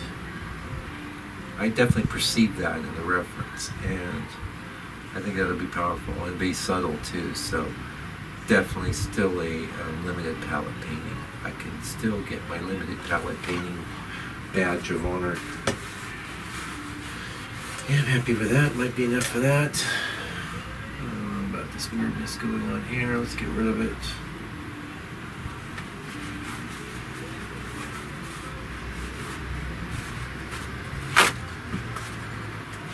I think this feels good. Do the more cleaning out of that. Be careful though, because what I always doing is grabbing a big bunch of wet paint, getting it all over my hands. All right, nice. So everything we did was like with that. Now we're gonna get back into some of this. Like I said, that's the foundation. So now a bit of this. Just a bit of that ochre to wake it up. Make it say, I'm actually more green than you thought. But kind of a nice muddy green. And muddy green is gonna work great. Dirty color all the way. Watch. I'll plop that on top. Wow, it looks so cool. It's actually still a bit dark though, so we'll bring in some more ochre that you want to see. Okay, I'll show you. On the palette here, it looks too light, but I think here it will actually be nice. And I was right. You want enough of a spread that you're getting this clumpy patterny thing, right? If you don't have that spread, you're gonna be just making a bunch of mud.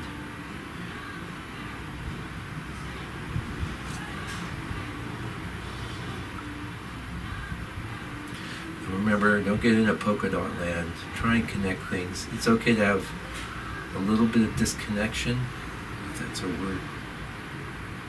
But don't go into polka dot land. We don't want your polka dot trees. You can keep your polka dot trees. Show them to your mom. probably getting some of the complex here. All right, here we go. Yeah, I'm going to bring some of this. I need more of this. I got to counterbalance that. And you'll see on the painting, you won't even notice the reds in there. So I am modulating a bit. Come into the top with a bit more, because there's a coolness to that raw, to that green umber, which is nice. I like it, but don't overthink this stuff, man. Okay, a bit more of that. I like that. So I got more. Why do I like it? Because it's like giving me the color of the. Sort of like the color of the under the ground color. Well, not really. It's allowing me to kind of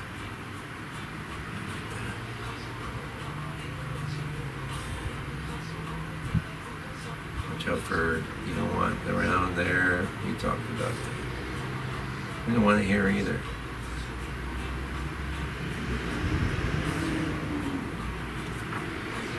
Now, if I feel like I'm making a move and I'm not liking things, usually it means it's just too much paint on my brush.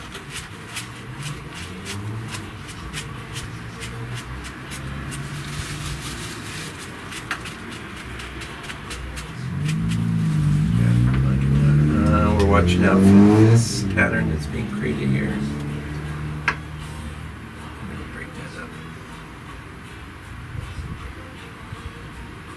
Watch out for rows. I call them pipes. Watch out for pipes. You don't need a bunch of pipey. I know that the sad thing is like I was just sitting there having my coffee this morning on the couch, and there's an old painting across from me. You know, I think I was I'd just taken on a rep or something, and they took a bunch of my best paintings away, and I was like, heck with this, I'm keeping a bunch of these. And so kept a bunch of stuff at the time I thought was pretty good, and it is not bad. Don't get me wrong, but I'm looking at that painting and I'm seeing all the pipes in the sky, pipes in the trees. I thought I had an awareness when I was doing that painting. But look at it, that's nice. See, that's how you do trees. People always ask, like one of my numbers, how do I paint trees? People say. Why do I paint them? Well, like this. Your technique might be different. Actually, I'm going to get a touch of white up here. Let's see. Touch of white. It's going to be pretty subtle. I don't mind. This is the old Camille Corot lesson here. So he kept bringing his sky color into the trees.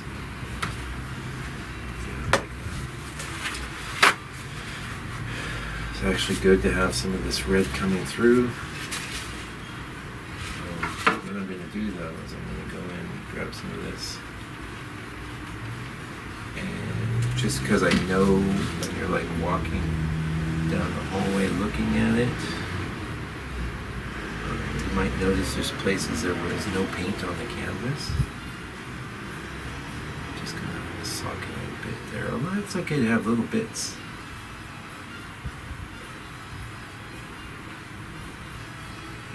Okay, so you joined the channel, that's awesome.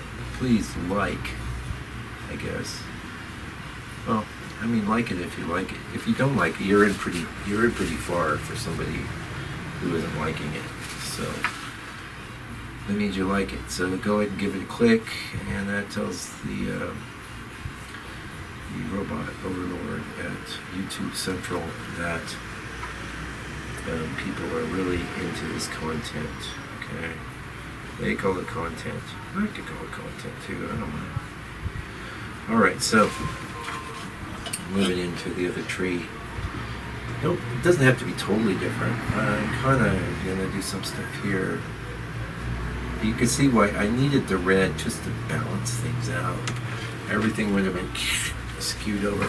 I wanted there to be like a feeling of restrained color in this painting. Oh yeah, that's nice. See? Also, it's just helping this tree be a little different. Now you would think we go cooler with something distant, but that's a rule, and you can break that rule. I've seen lots of people break that rule. I'm breaking it right now. Here. All right. I'm pretty intuitive, so I'm thinking just going to go into the. So this is more neutral than the green umber. The raw umber is more neutral.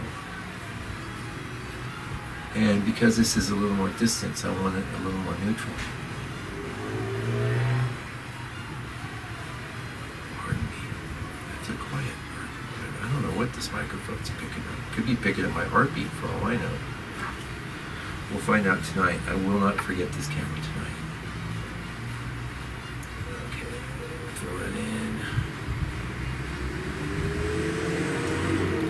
So, the thing about my approach is like, you know, it's a progression. If you've been with me for any time, you can see the progression. I tend to approach things the same way all the time. I'm different, though. I'm different. Okay, now, I'm going to get some of this black. I'm going to get some of this. Some of this, some of that.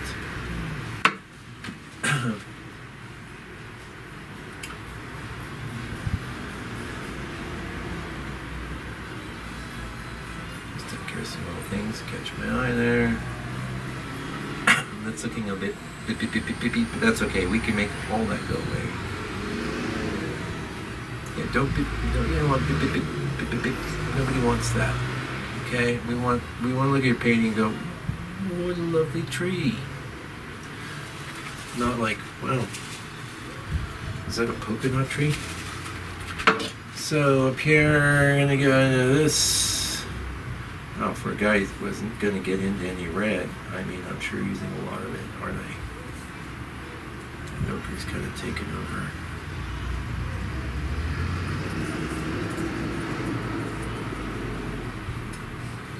Apologize if not all the palettes always in the shot.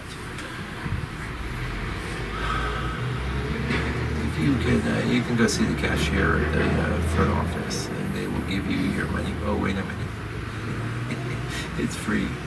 Okay, so you won't be getting your money back, but let's face it, currency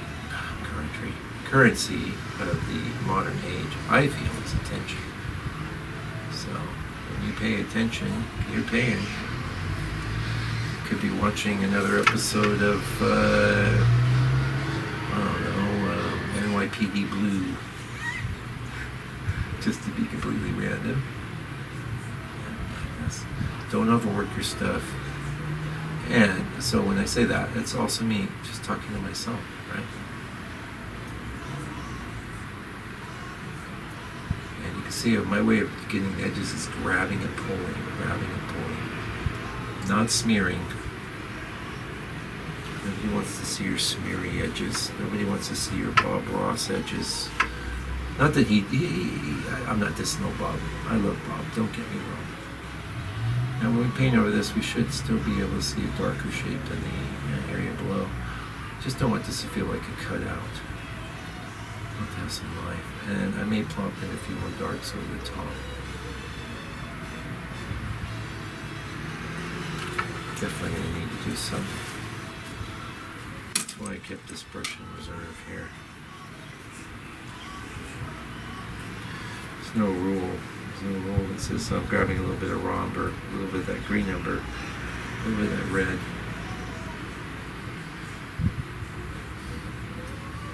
See though, it won't make, when it's going over wet paint, it won't make the same sort of statement that it would have had it been underneath.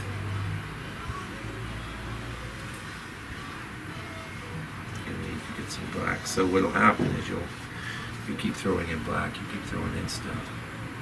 Wow, nothing I do is making a difference. Oh my God.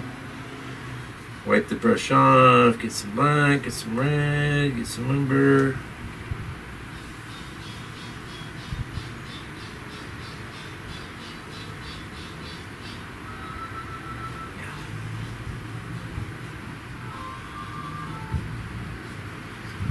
Things too convoluted or patchy looking.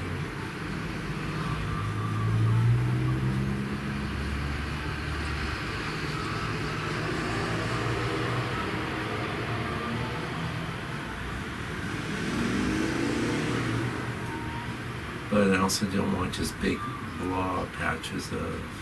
So you decide at some point with your painting, like, am I going to make everything just these big simple shapes, or am I going to have a certain amount of like points of difference? What am I going to do? I'm actually pretty happy with that. I'm not going to keep messing with it. Other than to, so when you see me do this with the paper towels, a lot of time, just quieting things down. You don't want every stroke etched. You want a few strokes etched. And I'm happy with this tree. It's pretty happy. Wait, and that's not to say as we come down in here and evaluate things that we can't, but as a basic bit of knocking in, pretty hippie. Medium brush. You're actually, I nominate you to be sort of light brush.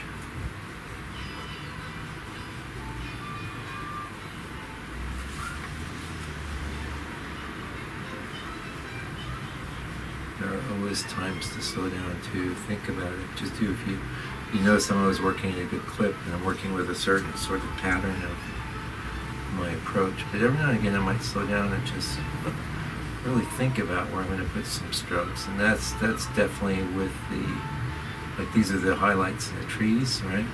So definitely the time and place, and also like I'm not taking off my glasses, but I am blurry. I see a pipe here. Bad pipe. Go away. And then I need a few more rods here.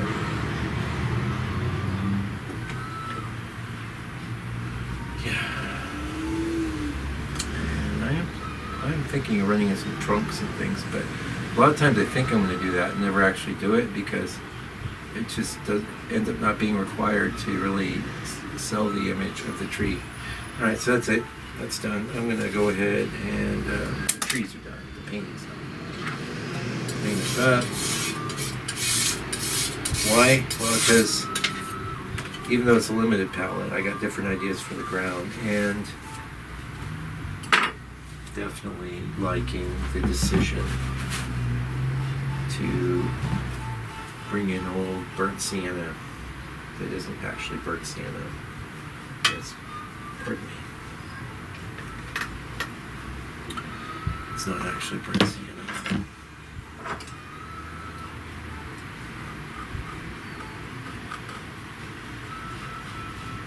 I'm getting crazy with a lot of this, but so one thing I will say is like if something catches my eye,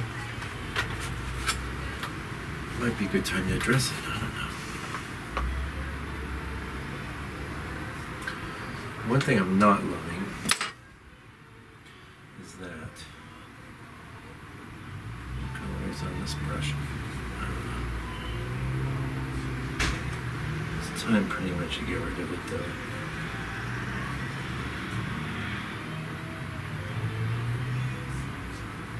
I don't want to be locked into that as I'm doing all this other stuff.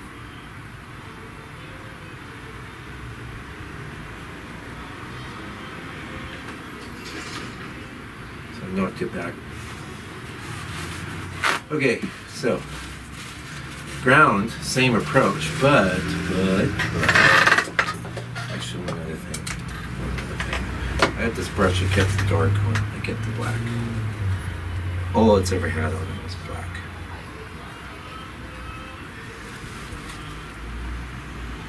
And in the process of removing some pipiness.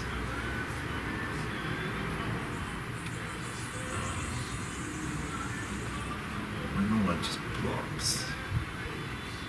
I want a certain sort of architecture to the trees. So if you go in with black like this over an area that was previously black, generally it'll just restore things to black. Maybe not.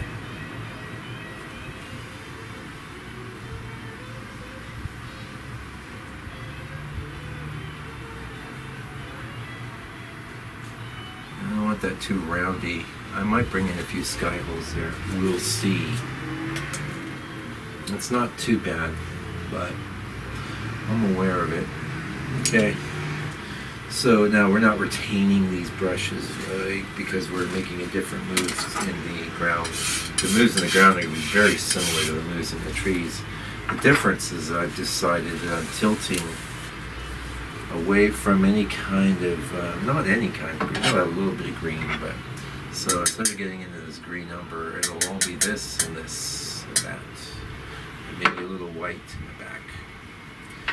This I plan on having pop pretty good. Right. So, but what we do have in common is that, like I don't want to go too dark. I like my darks here. I don't really want, oh, that's what I was going to say. So your darkest darks are always your vertical darks. Okay, if someone hasn't told you that already, get a piece of paper out and write that down and remember it, because you'll see a lot of times your photos will lie to you and they'll tell you the darks in the ground are just as dark as the vertical darks, but they're not. They never are. Don't do it. Just save us all from having to look at your bad painting, okay? Alright, so what are we doing here? Yeah, mostly these reds. But you'll see, more there, it won't be that. Bring in a little of this. And a little of that. But so the first color you plopped down, like the first color I plopped down was the burnt sienna wannabe color, and that's going to mean that I can load in a whole bunch of other things. It still wants to hang on to that sort of identity. It's going to give me color just almost exactly like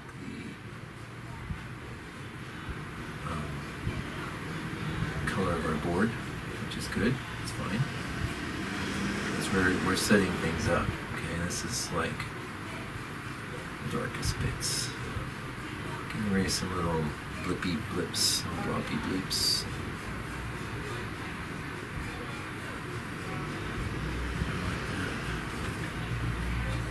And now we can, since we know also we've hit that color, I'm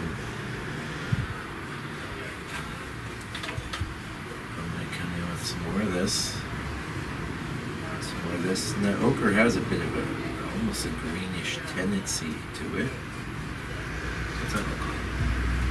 Point of difference. I need a point of difference. So, I mean, I can leave a lot of that down there. It looks pretty nice. So,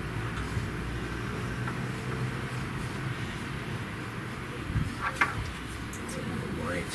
But, so what I've done is just scrape off some of the extra paint here. See, it's not actually that bad. Don't paint every little stroke or grass. You might be so proud of yourself and say, well, I've been working on the grass. As your friend comes by and looks at your painting. I've been working on this grass for several months now. I actually knew a painter like that. He was a good guy too. He was actually really good at, oh, that's not good, I don't like that. He built guitars, he built boats. He's also departed. He's left this monocoil. So I'm not going to speak too much ill of his paintings, but I will say, I did this like painting of a guy in a roped figure in a field, and he painted every blade of grass. Okay, and what that says to me is like, I'm an amateur. That's what that says to me. Sorry. Just don't do it. Nobody wants to see every blade of grass. We want the feeling of grass. We want the feeling. Get a few little strokes in there. And that's one of the reasons too. I always recommend have the bigger the brush, the better, because big brush is going to keep you from there. You're just going to try and plop it in. It might feel a little frustrating, but when you look at it later, you go, "Oh, I'm so glad I listened to Mike. I'm so glad. Mike really knows." Mike really knows what he's talking about. Oh, thank you, by the way, to those of you that sent me donations about paintings and stuff. I really appreciate it. It really helps me keep going here. Because, I probably should be out there punching the clock like so many do, but I basically just live a bit poorer and just try and survive off selling my paintings and the money my wife brings in doing her thing. So, I don't know, you send me a donation or you buy a painting, it means I can buy some groceries with it. Or this desk, this lovely desk. Thank you so much for that. I bought this desk with donations from you guys. So, I'm super appreciative every time I work on it. Thank you. How you doing? That.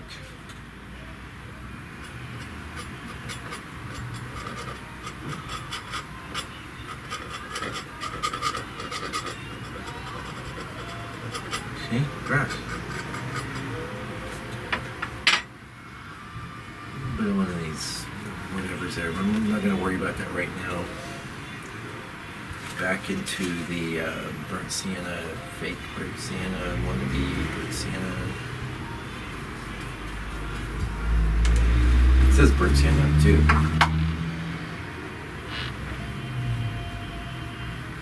So what am I going to do on this path? Well, I want the path to kind of stand out a little. I And actually, we almost made the same color as that tree. And I think that'll be, notice I'm avoiding any white here.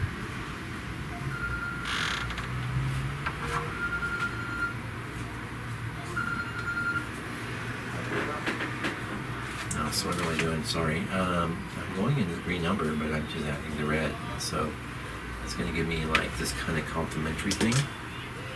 Since there's green in there, secret green. Secret green. Well, it's not so secret, I guess, when they say green number. So yeah, you say, oh Mike, how long can you do this? I mean, you keep painting the same sorts of things over and over. I mean, you keep saying the same things over and over, but trust me, I can ramble like this for another 20 years. And, you know, hopefully you're gleaning some insights. Gleaning a few insights. Yeah, so what comes to me here is like this into that, and some black. Notice I'm coming in off the edge though, and then going into that. If I plunked it all in the middle, it wouldn't give me the effect I want, which is not super dark. I can't leave this black there. I've got to go over it.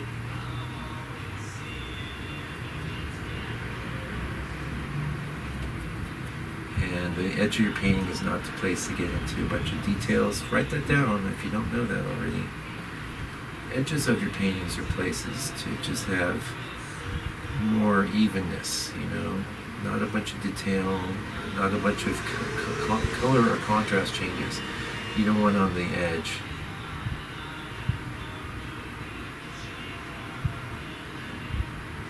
Notice every now and again too, I'll just go and really push. Sorry if that was rude in this new microphone.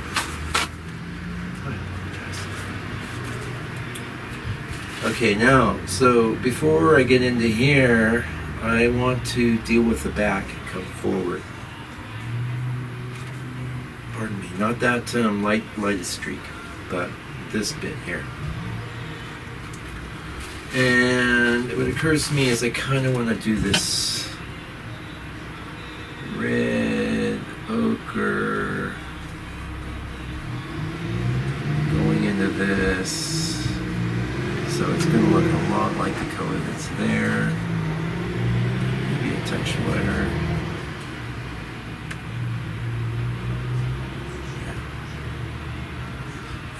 Not the place to do a bunch of fancy details.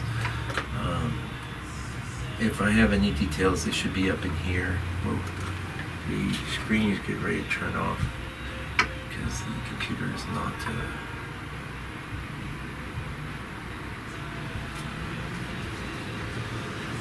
And this is where I'm doing this kind of thing with this brush. It's a little big for the job. You notice that I'm kind of relying on that little tip I've got there. And I've said this before, but it's worth saying again. With your brush strokes, you're only ever going to get usually one good edge per stroke. So don't try and make the whole stroke the be-all, end-all. Yeah, like that. And see, it's a bit different from what's going on here. In the reference, it doesn't look any different, but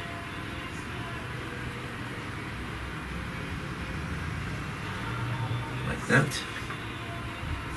Going to go into the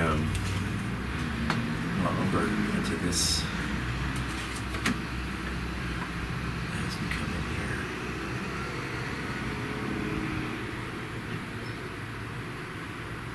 So it's just barely different, but a little different. I want a little difference really down here.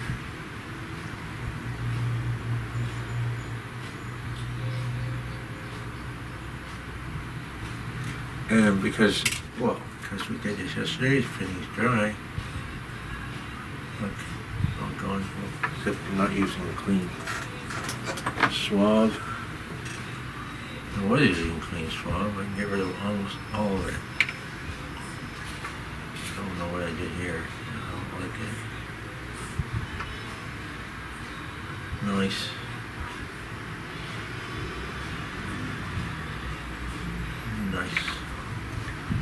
Nice. This is one place where I kind of want a sharp edge. You notice I don't have a lot of sharp edges in the painting, but it's okay to have one or two. That's the thing. You want to have a few. You want to have your whole painting full of these sharp edges. So I'm laying in this. And this was going to poop out and peter out here. As I go to whatever. I'll lay some stuff on top of that.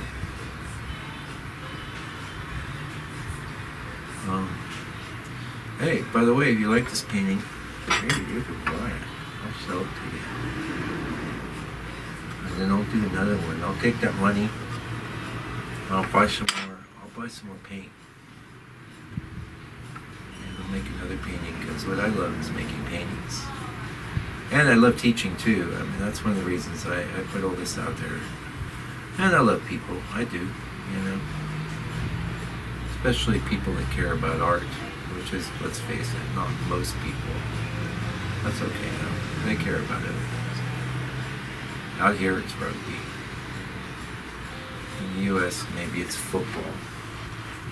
Maybe it's... Okay, it's time to check something out. Wipe it off my brush. How are we? Oh yeah, I was right. See?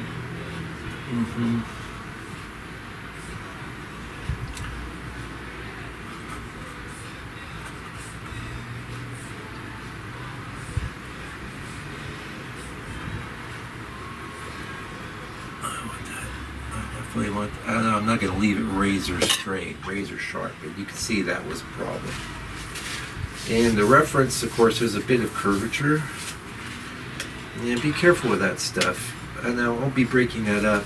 Actually, I can start breaking up a bit here.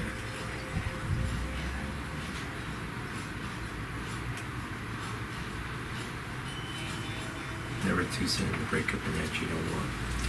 But I have learned the hard way that you know, you don't want a bunch of crookedness in your painting. Maybe it's in the reference. You're thinking, well, it's just like that. And so, okay, your hypothetical, you should have the hypothetical viewer in your mind. You walked up to your painting and said, why is that crooked? And guess what? You won't be there to answer that question most of the time. And if you did, if you were there, your answer would be, well, because that's how it was. It's lame. Lame. Oh, sometimes things are crooked. Yeah. Why are they asking you, why is that crooked? Because it doesn't look right to them, okay? This is a painting, it's not a photo. They'll accept that in a photo. They'll mentally adjust. They'll actually mentally make it straight in their own head. With your painting, though, it's like, you know what, I've laid this idea on you before, I'll lay it on you again, and you'll probably hear it again. Who knows, later in the year, next year, 5 years. Think of baby food, okay, like, you're an adult. I assume you're an adult if you're watching this. You're an adult. You like steak, right? You might like it well done, you might like it medium, you might like it medium rare, whatever. You're an adult, you like steak. If you're going to feed steak to a baby, you need to put that steak in a blender, okay? Because the baby doesn't have the ability to chew up the steak. The steak might be very nutritious. If you give that baby a ground up steak, they get some nutrition off of that. Everything's good. But you try and feed a baby a steak that hasn't been ground up. I'm getting to my point, don't worry. You try and feed that baby a steak that hasn't been ground up, and egg is going to choke on it, okay? So the baby food analogy is totally applies to paintings. The things in your painting should be well chewed and pre-digested for your viewer. Now that's a metaphor, it's an analogy, but I think it's powerful, and I give it to you. Hopefully you can get some use from it. I tend to think of it like that. Yeah, see, I'm creeping up on that. Now what I don't want is like, and it isn't a reference, this whole light thing all the way back there. I don't want that all bright all the way, especially as it comes out here, because it isn't good to have, I'm going to go into some of this raw umber. I'm not picking up the palette, you can just visualize it. It isn't good to have like big, strong, bright stuff going off the edge of your painting, okay? Don't do it. We're going to kind of come at it, we're going to hint at it. And keep in mind too that we can always go in there with a big streak or whatever. So keep something there. And we're kind of backing off. Now before I do this back here, I'm going to do our path. And our path, I decided, is I like this color. It's kind of a pinky color. And so I'm just going to come into this and this. And that's going to have too much chroma, so I'm going to kill that with some of this. Look at that. That's going to be exactly like what's there. I'm going to grab a little bit of white and go into that. See, give me kind of a muddiness. More of this, more of this. Into the red though, into the red.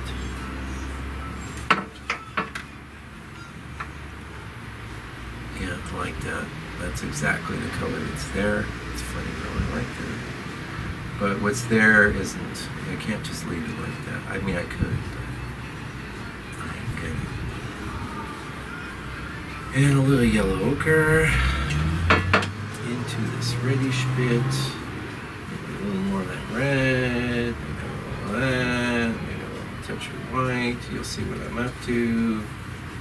And then I'm going to get this buildup, which means I'm going to start to gloss this over again. A little white, a little bit of raw. Nice. So it's not a ton of paint on my brush because... How you doing? Good, mate.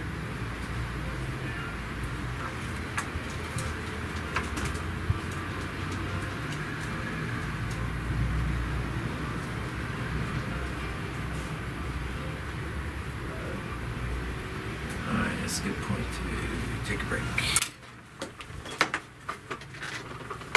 And we're back. Buy some nice gifts for his daughter there.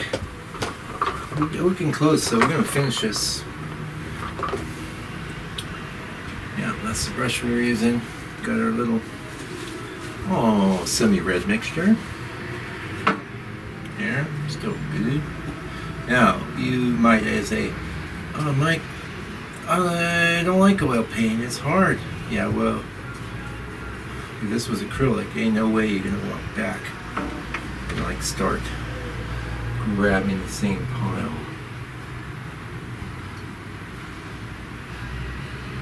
Don't get nuts with your little details in the road. Who cares? We can see it's a road, possibly a stream. They don't look that much different. We're gonna need a little medium to get this to move here. And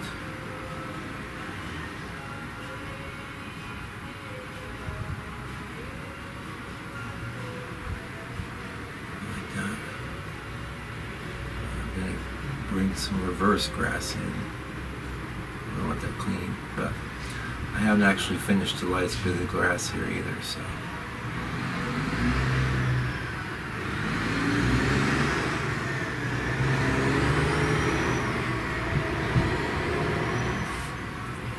Oh, getting all weird. Didn't I just say don't get weird? It's okay.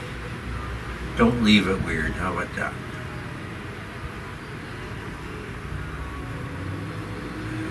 That's good. Yeah, so yeah, that works. It's working good. Just keep telling yourself. Just keep telling yourself that, Mike. All right. most of this back there. Now with this real bright here, I'm wondering if I really want that as bright back there as I was thinking. I'm thinking no, so I think I'm gonna take this. I'm just gonna add some of this raw umber. Sort of gives us a color we haven't put in the painting yet, not exactly anyway. It's got to be lighter.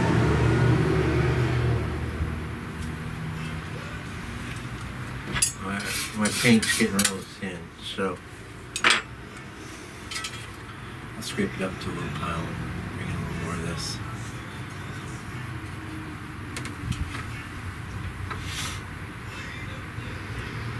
Definitely the thing to watch out for here is one that's going to need more of that yellow ochre. And I'm going into this raw sienna, burnt sienna that is not burnt sienna. Raw sienna is a color, a nice color. I don't use it. I don't really need it because I've got that covered. Same goes for burnt sienna, burnt umber. I have a tube of it. I have used it. I have used it as a basis of a mineral palette.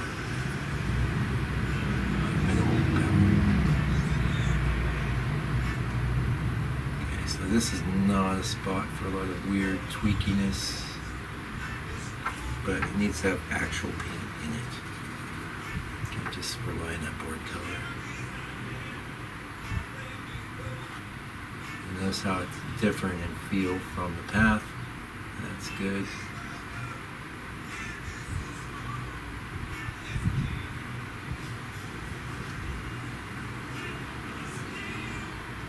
As you get out in the corners, things get vaguer. I don't think vaguer is a word. More vague. Well, it is a word. I mean, I just used it, but you know what I mean. And this I don't want. Talking about that already. Just talking about that. And so why do I leave little patches like this in my palette? Because I might need it. Right?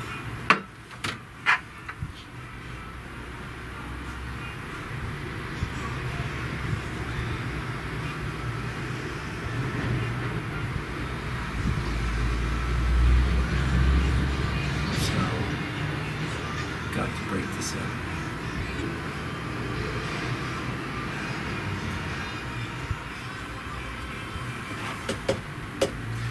You don't want big, strong lines in your landscape. That's fine if you're maybe doing some kind of architectural thing.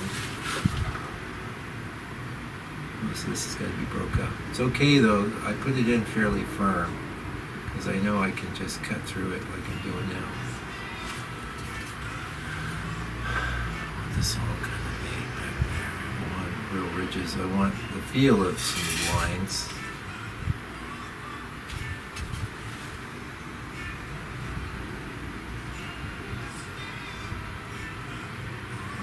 I like that.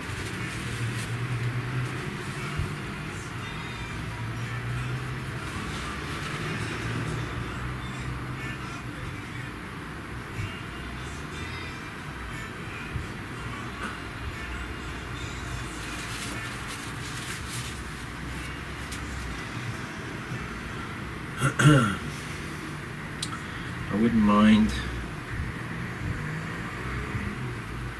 a little bit of a line there. So what I've done is I've gone into just straight up raw umber.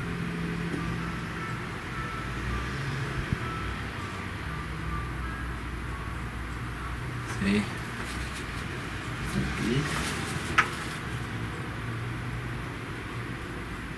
Kind of be integrated a little bit. That's good. Very nice.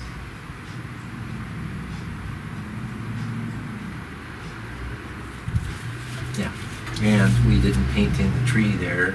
It's looking like the last thing's going to be painted. So, I'm going to use some of this. Might even bring a little gray into this scenario, which is the black, some red, some white, white, umber,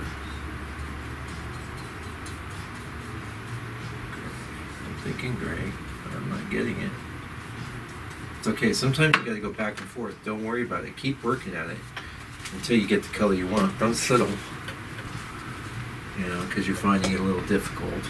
Okay, I want more of this because I'm gonna do. Yeah, I'm gonna go pretty thin with this.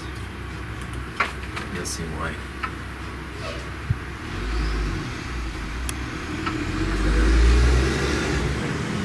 It's almost just like a steak. Because I kind of like what's there. Just don't want to leave it raw board.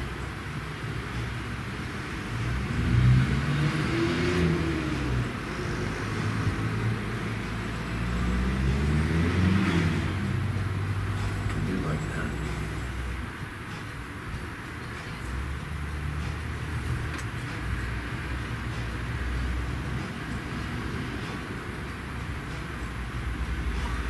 Some people might ask, why do you do that with your fingers? Because it's magic, folks. Doing magic. You can do magic. No, I don't sing that song. Well, you gotta be old like I am to even know that song.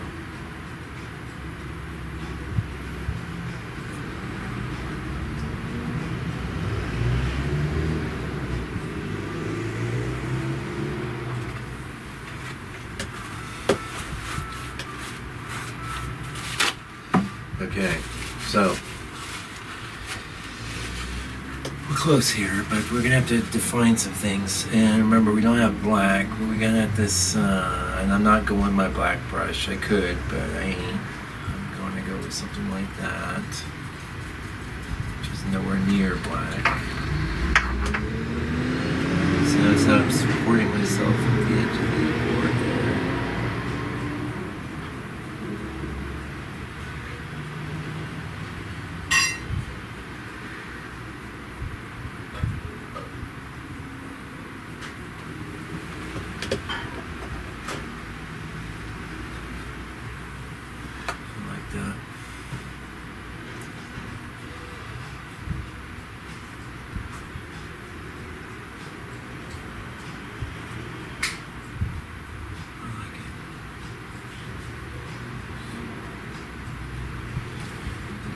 More medium too.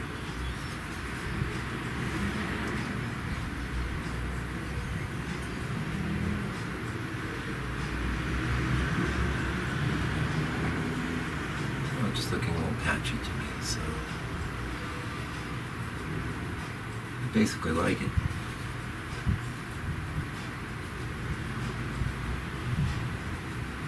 Because I have so much medium on my brush. Having like a subtle darkening effect, mostly just evening things out. Like it, like it, like it. And go back into the black, back into, I'll show you, don't show, don't tell.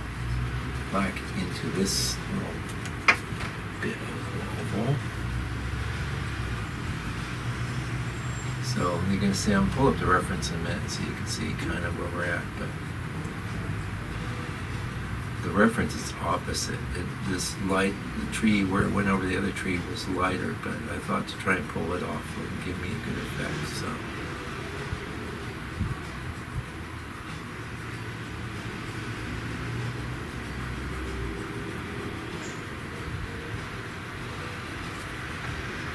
Back into black, back.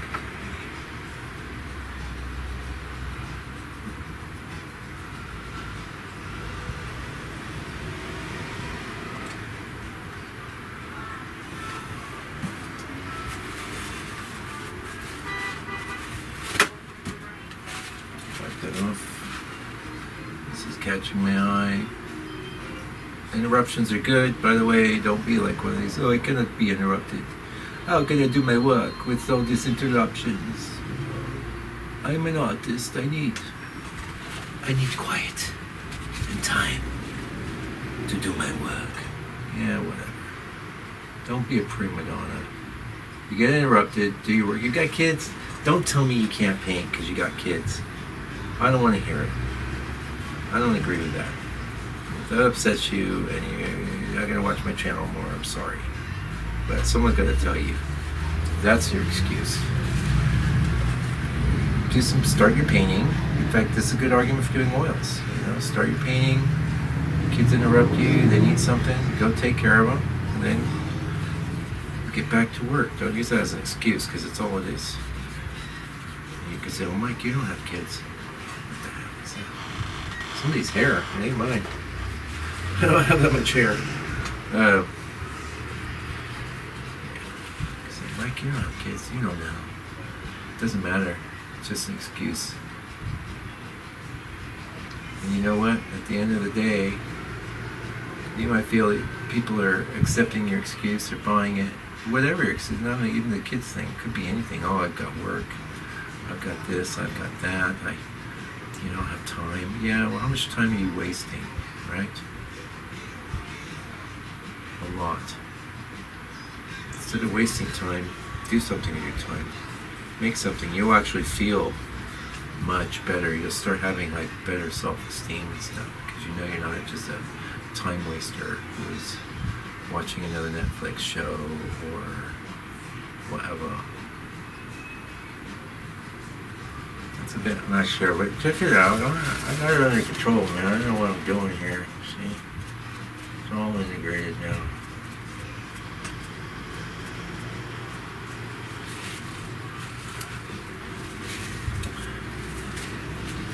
Yeah.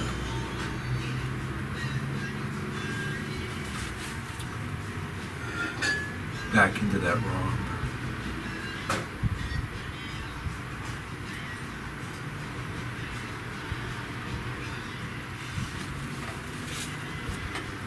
It's a little half-hearted. I'm gonna go back. Touch of black. And some medium, because I need movement.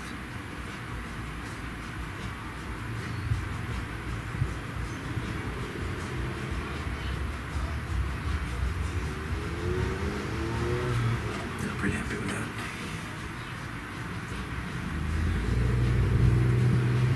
Going into the black. I'm getting a touch of that red too.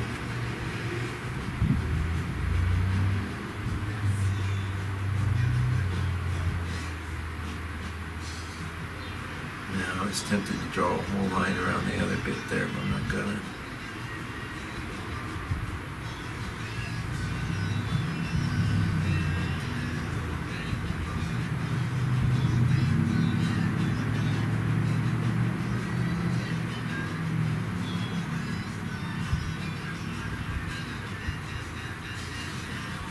I think I'm gonna come in there with a little bit more light. So I really wanted this green.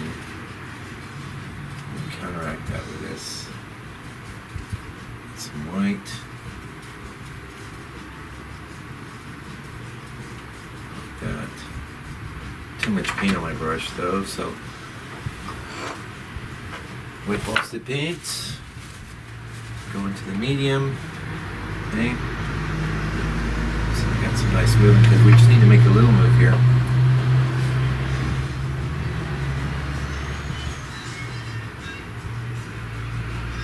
Subtle. A little more white. Now it's the lead white, so it's not going to be like overbearing.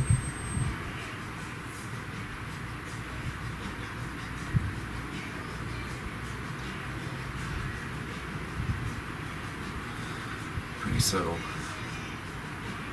More ochre, more white, more red.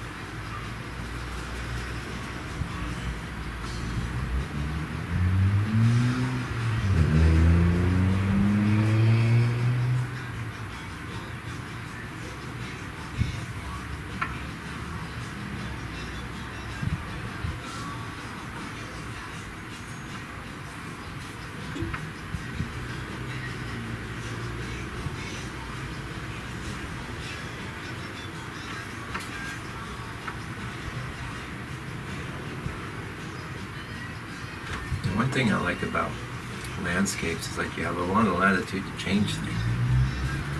You know, as long as because no two trees are ever going to be the same.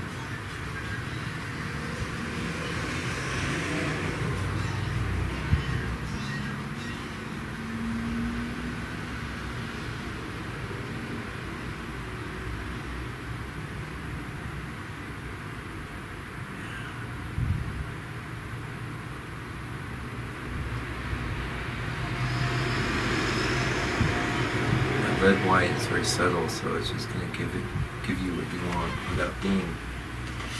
That's pretty good. Thing is, I kind of contaminated this whole brush with white, but yeah, I'm just going to pile into that. Some more black and some more of this, and some of that. And paint the same thing you see me paint a million times again. Maybe not a million. Actually, since it's being recorded, I mean, you could probably tell me how many times I did this bit.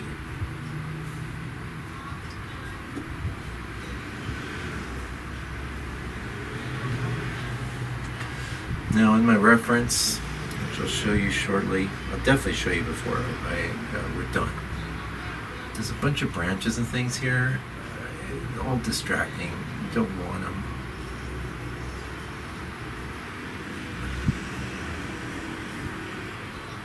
You think these things are going to make your painting good. They're not. The more little details you put in, well, that's really...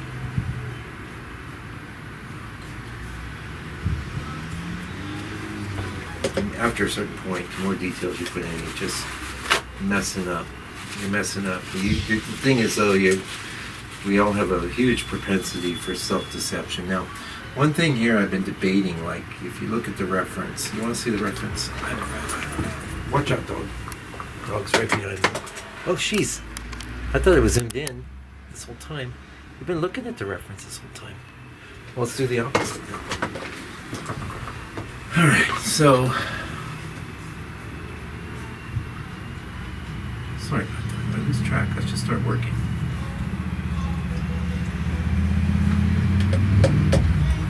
This is a little busy here. Still don't want it to get all nutty.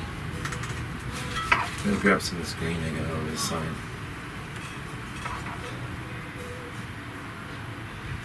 See?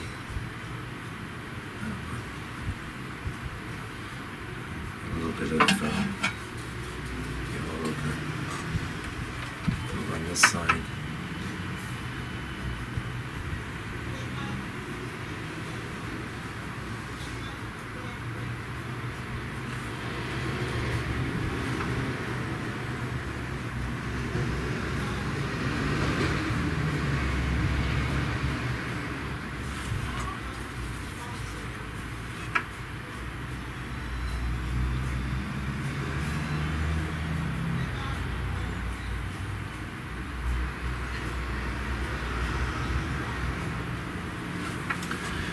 Okay, like that.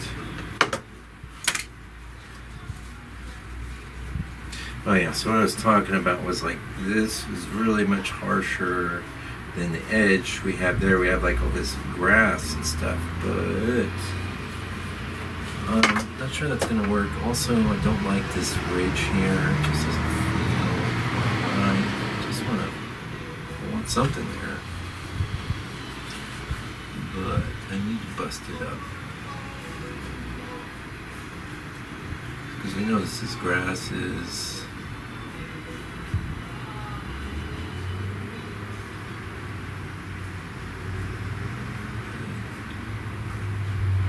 Grass. Like that. I'm gonna take one more pass, one more crack at this. I'm going to do, now you get a really nice gray / tan from raw umber and white. See? Nice. I want a good amount of my brush into the medium so I get some movement.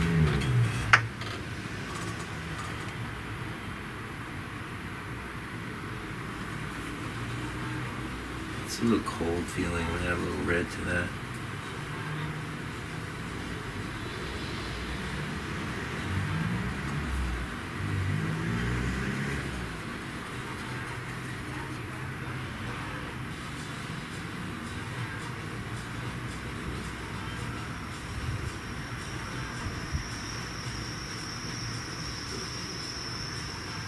And again, if that was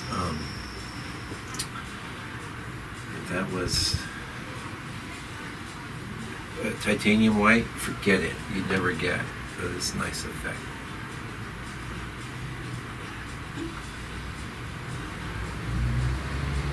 Just using the ends of the brush to kind of tamp it a little bit. Like that. This is my pure black brush, by the way, and I'm glad because I cleaned it up a dozen times, but I'm trying to kind of cement it.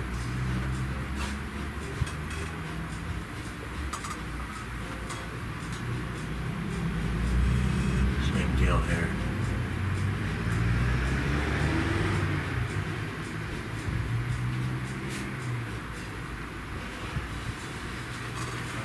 Like it.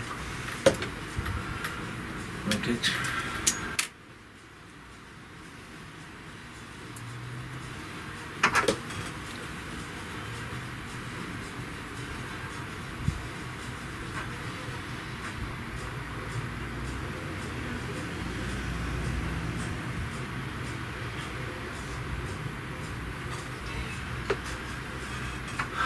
Yeah, I know.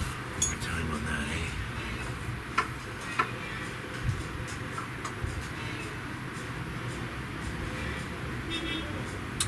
You'll find you got areas of your painting that you must struggle with it.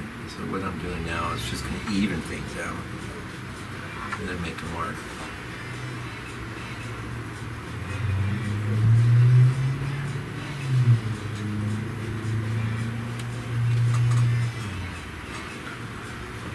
Could also be my where's my Schwab gesture.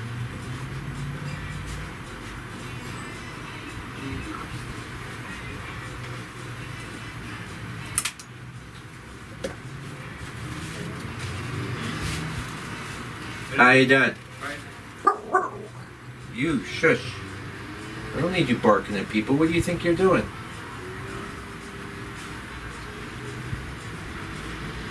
You just bored, eh?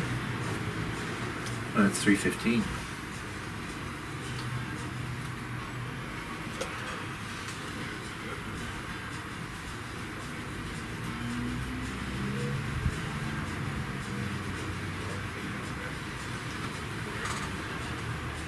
That's good.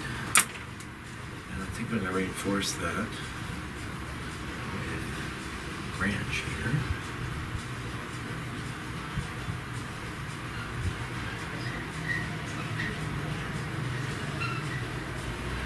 That looks a little skinny.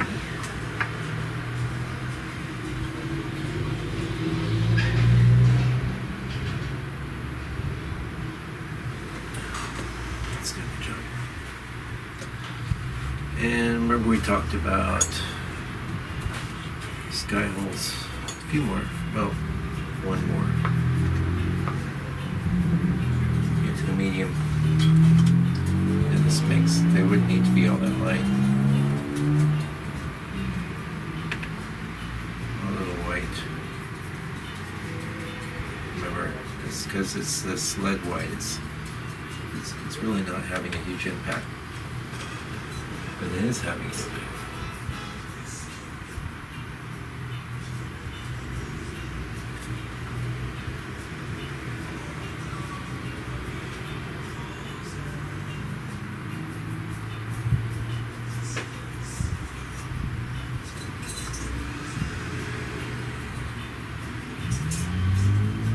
Need a lot there.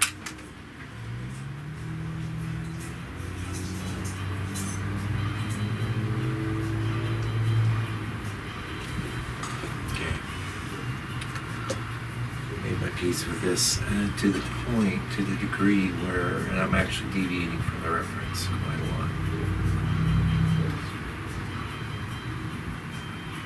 To the degree that I want to go ahead and bring it out here.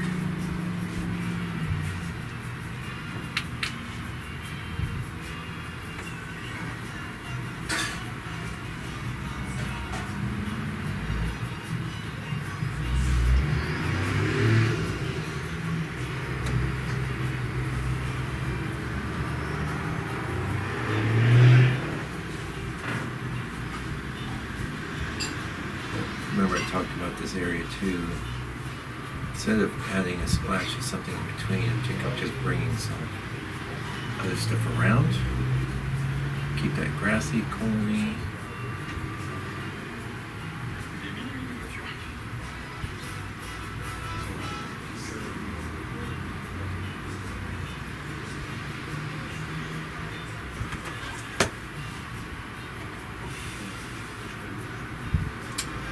And remember when we erased this? That was yesterday.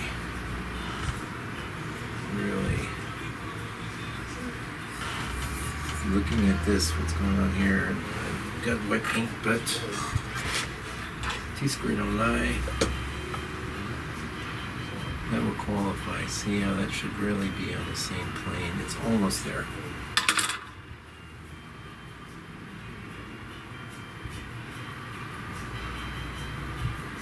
And if it feels like it should be that way, it should be that way. Black.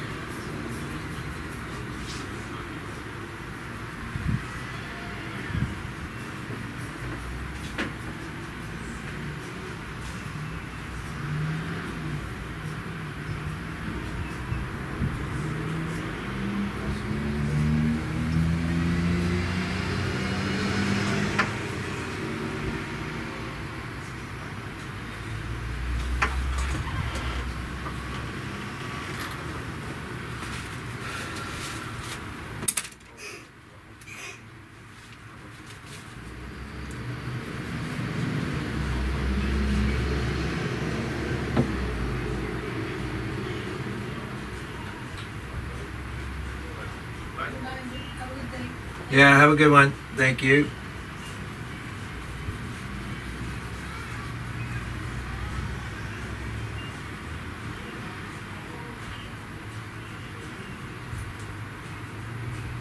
I don't want as much of that. I wanted some zinging there, zapping and zinging.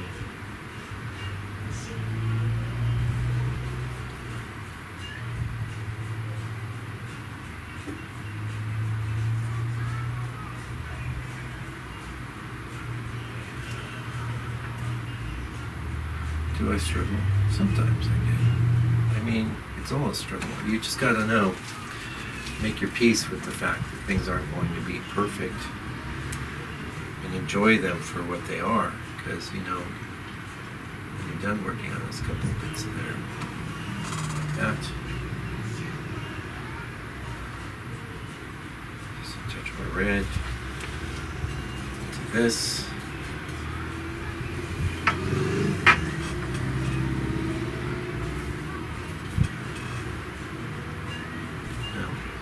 Sometimes that's a weird phenomenon, you know, you keep making marks and nothing happens. Something's got to be here, just too.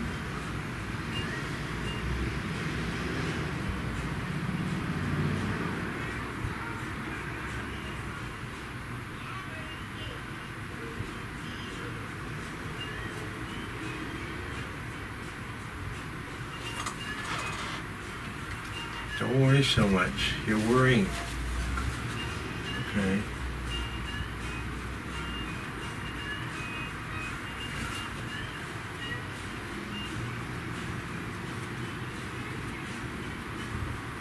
Yeah, I think I'm pretty happy. So,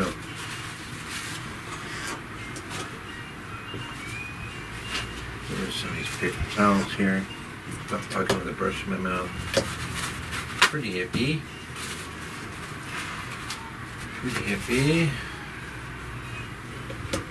The dot in my road. Arms, right path.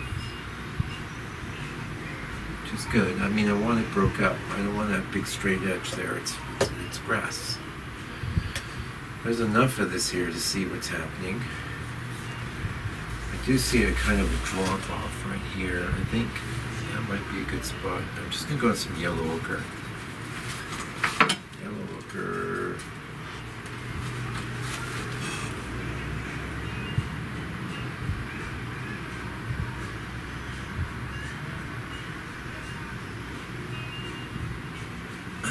Do the whole thing with yellow ochre, but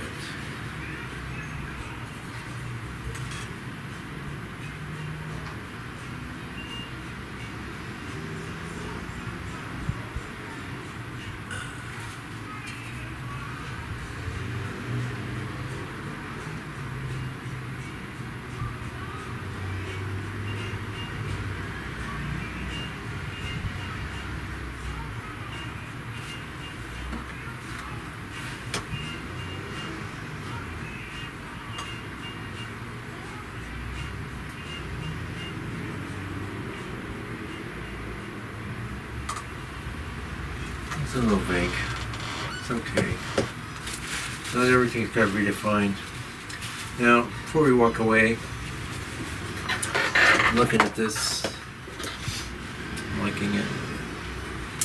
Oh yeah, that's what I was going to do. Just a bit of this. Usually I don't bore you with a lot of this, but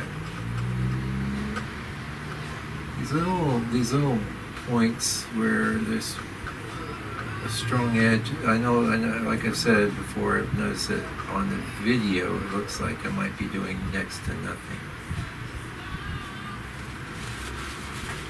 But from where I'm sitting, which is, you know, a pretty good vision, a view of what's happening here, I see little piles of paint that are catching the light, little glints.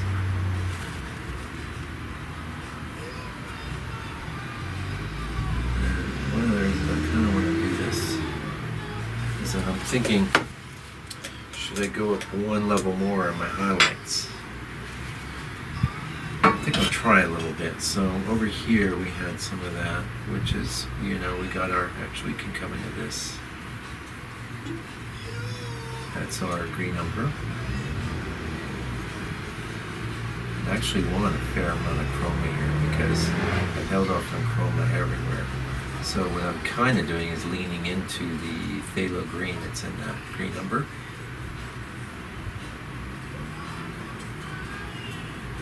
I don't need it tons brighter, but I'm thinking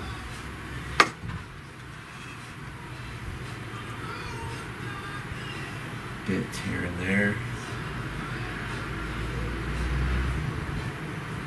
And remember I told you don't do the polka dot thing. This is an exception where you might have a few bits that are stronger.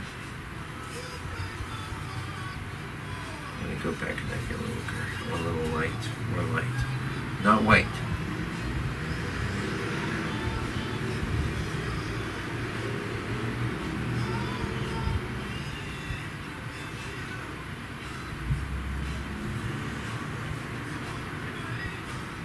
See, that gives it volume, depth. Now, sometimes the reason why I debated that is like I might opt for a flatter feel.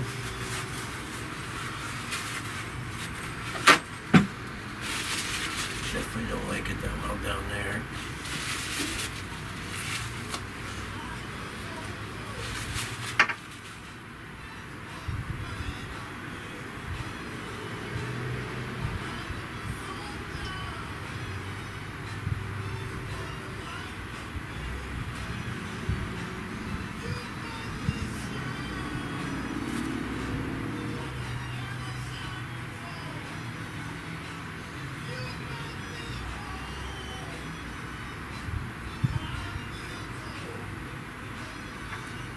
Is it the perfect tree? No.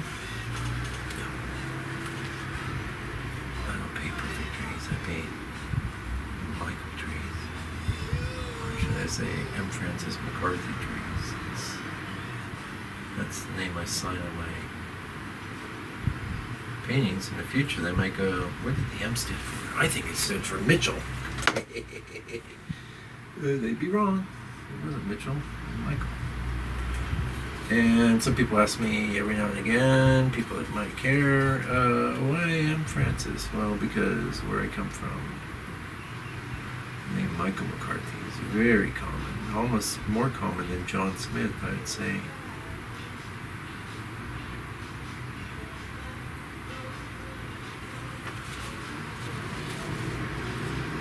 Leave that alone.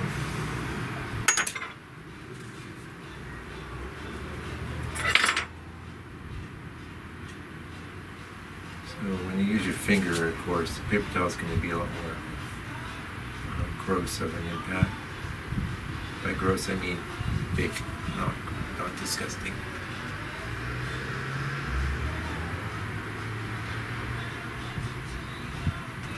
This is 3. You could use your finger, you could use a swamp.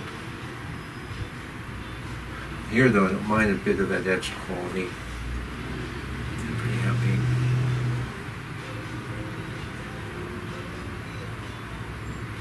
Okay, that's subtle stuff, because people fill in the blanks. That's what a lot of people don't realize. Like, you think that, you know, and maybe you don't, maybe you know, maybe you are total pro is checking out this channel because you get nothing better to do. But if you're somebody who just wants to learn about painting, I'm telling you that.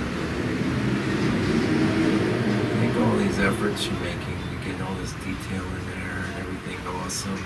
It's paying off.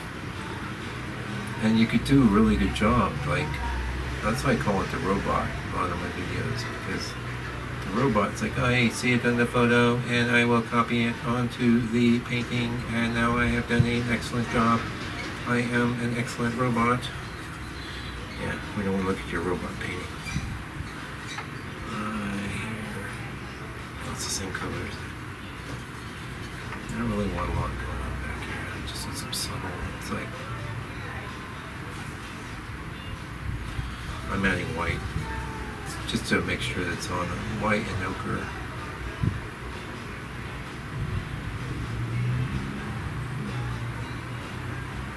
Also not loving how much like a bar this looks here.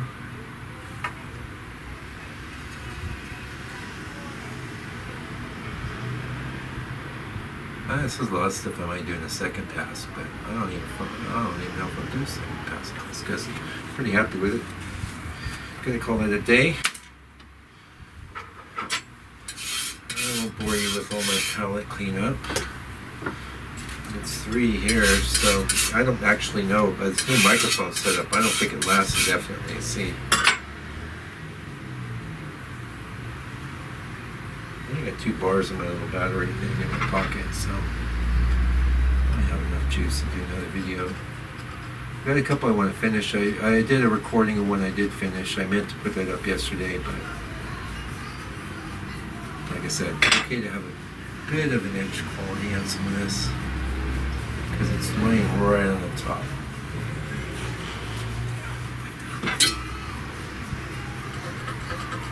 Just like it's okay. This is a bunch of muddiness down here. It's not that distinct. Bring around, look over that.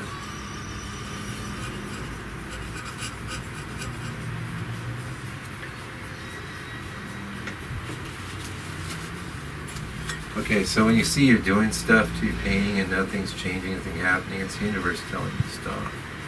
That doesn't count for scratching though. A little scratching and scritching. Like, I can guarantee you when I clean my brush and I look up, I'll see some other things and I want to talk about. Subtle things, but I'm very sensitive to these little blinks, these little things that catch the eye.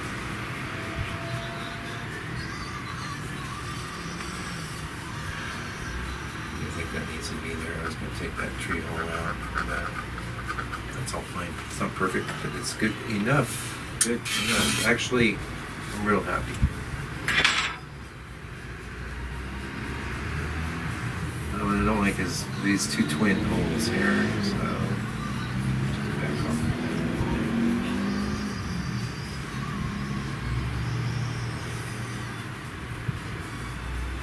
Watch out for bars, watch out for making big rows of things. Not everyone has that problem. I have that problem, so we'll watch out for it.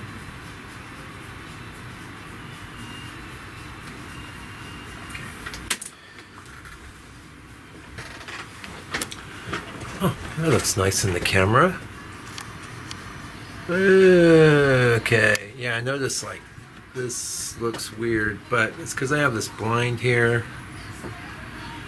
It's actually blocking like this side light. Anyway, oh, we don't need to be zoomed out that far, do we? Oh, yeah, there we go. Thank you for joining me today. I'll be back real soon with another video of a painting, probably. And yeah, been fun, been good. Until I see you again, take good care, stay out of